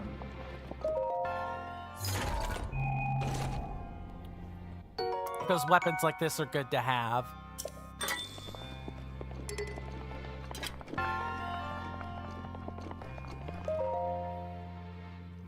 We're getting close, my senators and inductees. Another set of 4 shrines, and I'm pretty sure we can pull out the Master Sword, and then we'll have like a permanent weapon in our arsenal.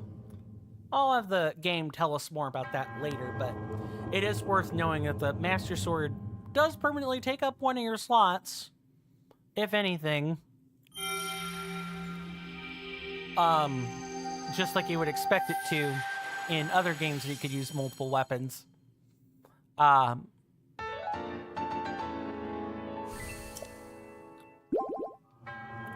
comes with some other downsides.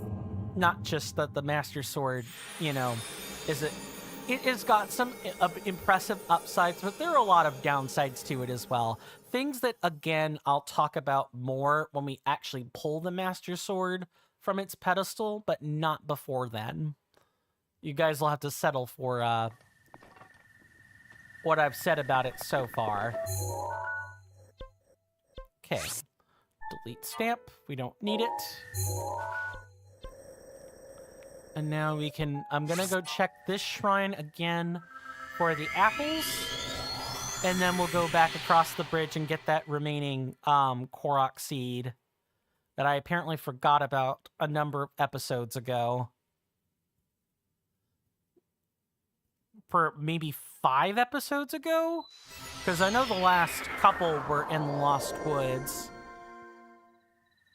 Yeah.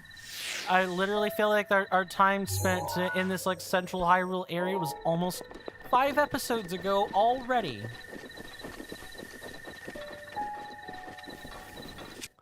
We also switch to a cheaper bow.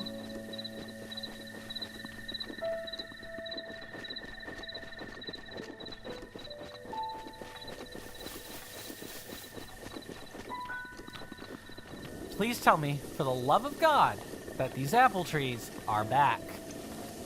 They are not back. They are not back in the slightest. It's usually one of these bent branches, and I want to say it's this branch over here. Okay, guess gotta keep up with it then. Sure. Trying to think of the better... Yeah, definitely this shrine is going to be better for getting that particular Koroks seed.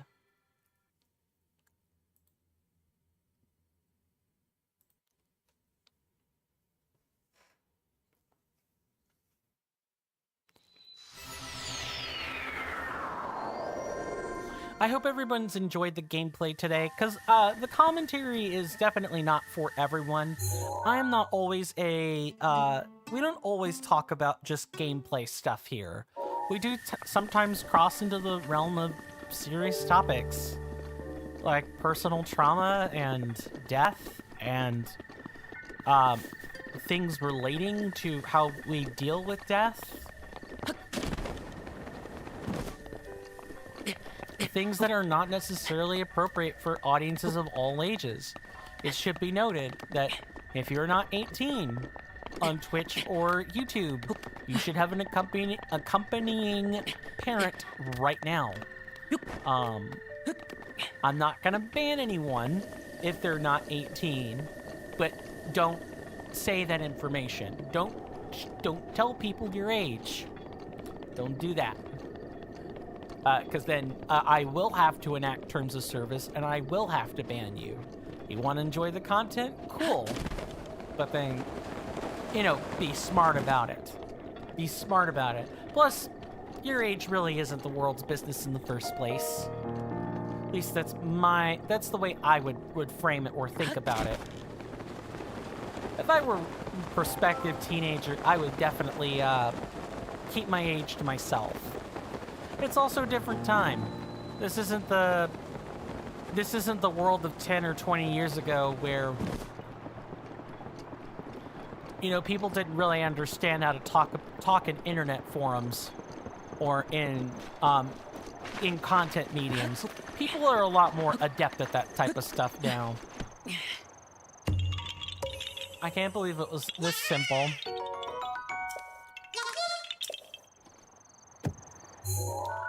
Okay, let's go park where I want to go next, and that's going to be... Well, let's go park in front of a tower, and then we'll, you know, pick it back up from here on Wednesday. As a reminder, I will not be streaming this Friday, as well as... I will not be streaming this upcoming Friday, next Monday, and next Wednesday. I have a client job between that range of dates. It's marked on the Google Calendar and everything, not the client job, but you guys should note a lack of streams during those days. That is generally why. I will be doing gig work that I take very seriously. Trying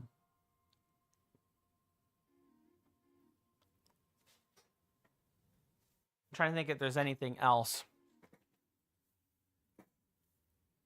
Yeah, and it's not like I can stream that Friday, the 21st. I have to be over at that client's house at 6 in the morning, so I don't even get the usual or like stream I get whenever I get this particular client's jobs. I kind of just have to, like, you know, do the job I was asked or sought out to do. And that's totally fine. I take my work as a house sitter and dog sitter very seriously. Because I love animals. I don't, like, go out of my way, but I do have a deep, profound respect for Mother Nature and all of her grand designs, and we don't always have the time to look after our pets, so, especially sometimes if, you know, you're traveling the road a lot. You know, here's to hoping that you would probably, you know, not take a pet not own a pet you couldn't take with you, but not every place is also up to, you know, the extra requirements of being certified to handle pets. So sometimes you just got to leave them back. I get it.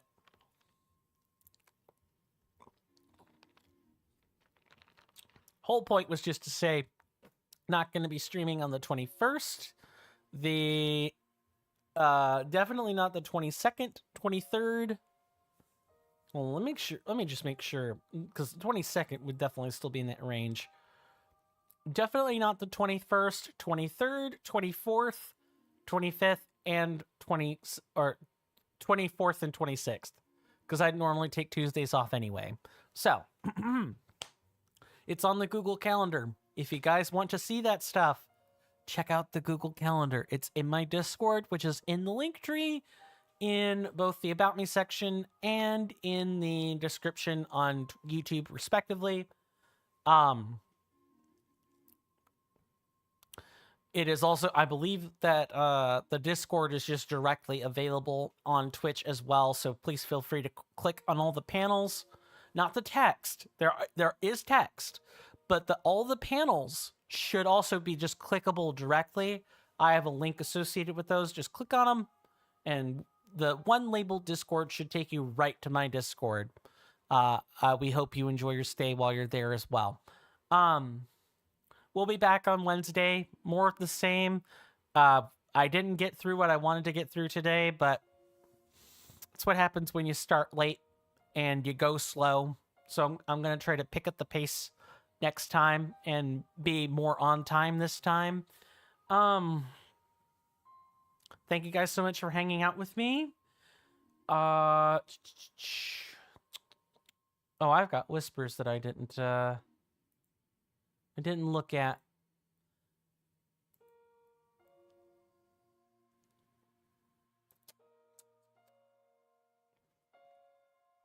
Sorry if I didn't look at the whispers. I can't do everything around here. Can't do everything. Plus, a lot of people are just not looking at those these days. Too many scam artists. Since I want to go eat, I am going to cut and run. I am going to recommend you guys go watch my good Twitch friend and associate, Reverve Bone.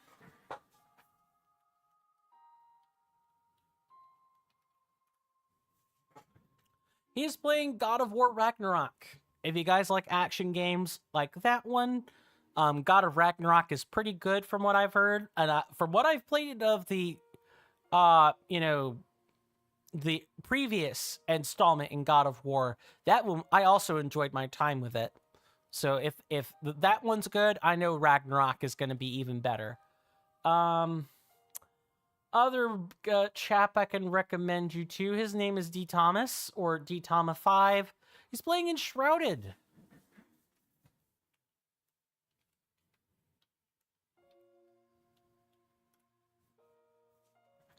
Go check him out. He's playing Enshrouded. I've heard good things about Enshrouded as well. Although I don't think it's quite my cup of tea. I might be mixing it up with Avowed. But the important part is just, even if it isn't my cup of tea, go check out the content anyway. Us content creators gotta stick together, right? It's not always a purely competitive environment. I think that'll about do it. You guys know all the algorithmic things to do. I'll leave you to it. Thank you so much for hanging out with me tonight. My senator, hey there, Axel LPS. You have come in right at the very end of the stream. How are things going for you? I could spare at least a few minutes to talk. You came in right at the end. I was literally about to transition to the end screen. How are things with you? How are you in health and spirit today? If and you don't mind my asking. Yeah, late start today. I woke up rather late. Not going to be rude. Let's give a shout out.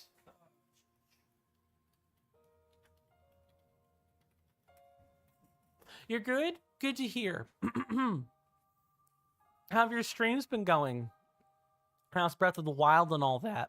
Hopefully they've been going well.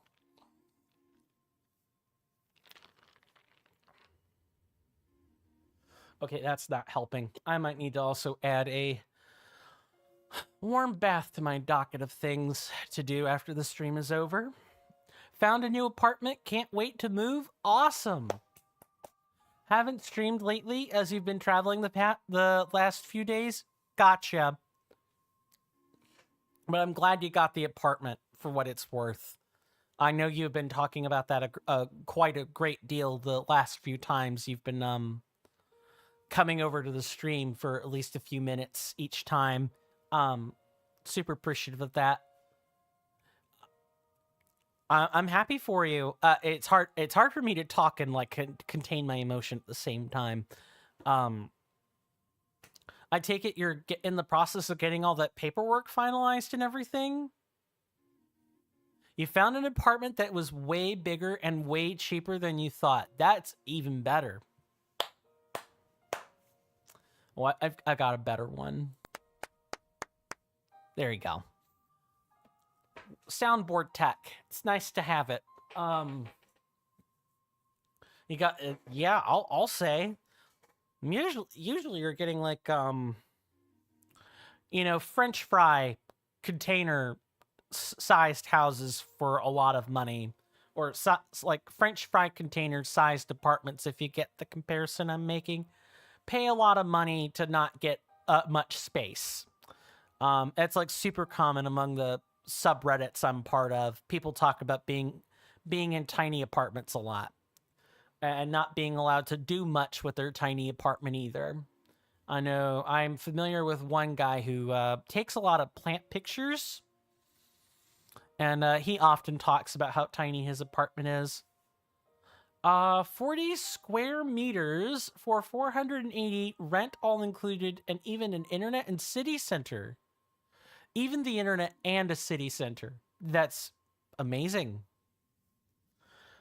An apartment in a place like that here in the States would be maybe 4K USD. Like what you're describing is kind of like a little bit short of a gated community, and places in gated communities are very expensive. And I'm talking on the low end of gated communities as well. Never mind what it would actually cost to be one. To be in a gated community here in the States. Usually it would cost 600 euros minimum in the city. Wow, that's a 20% savings. That's impressive. And I guess that means at least you'll have more for the grocery bill, among other things.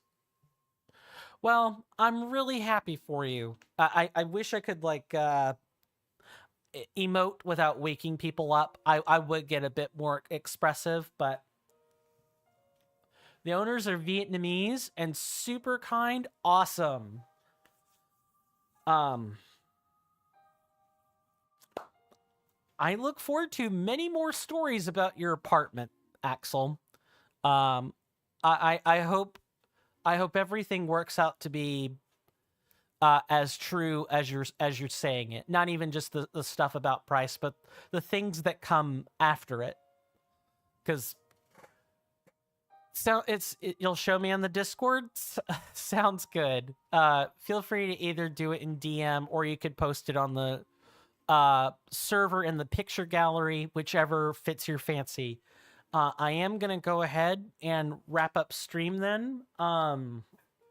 I'm also fighting nature's call at the same time I'm dealing with hunger pangs, so I'm gonna make it quick. My name is Coin, everybody.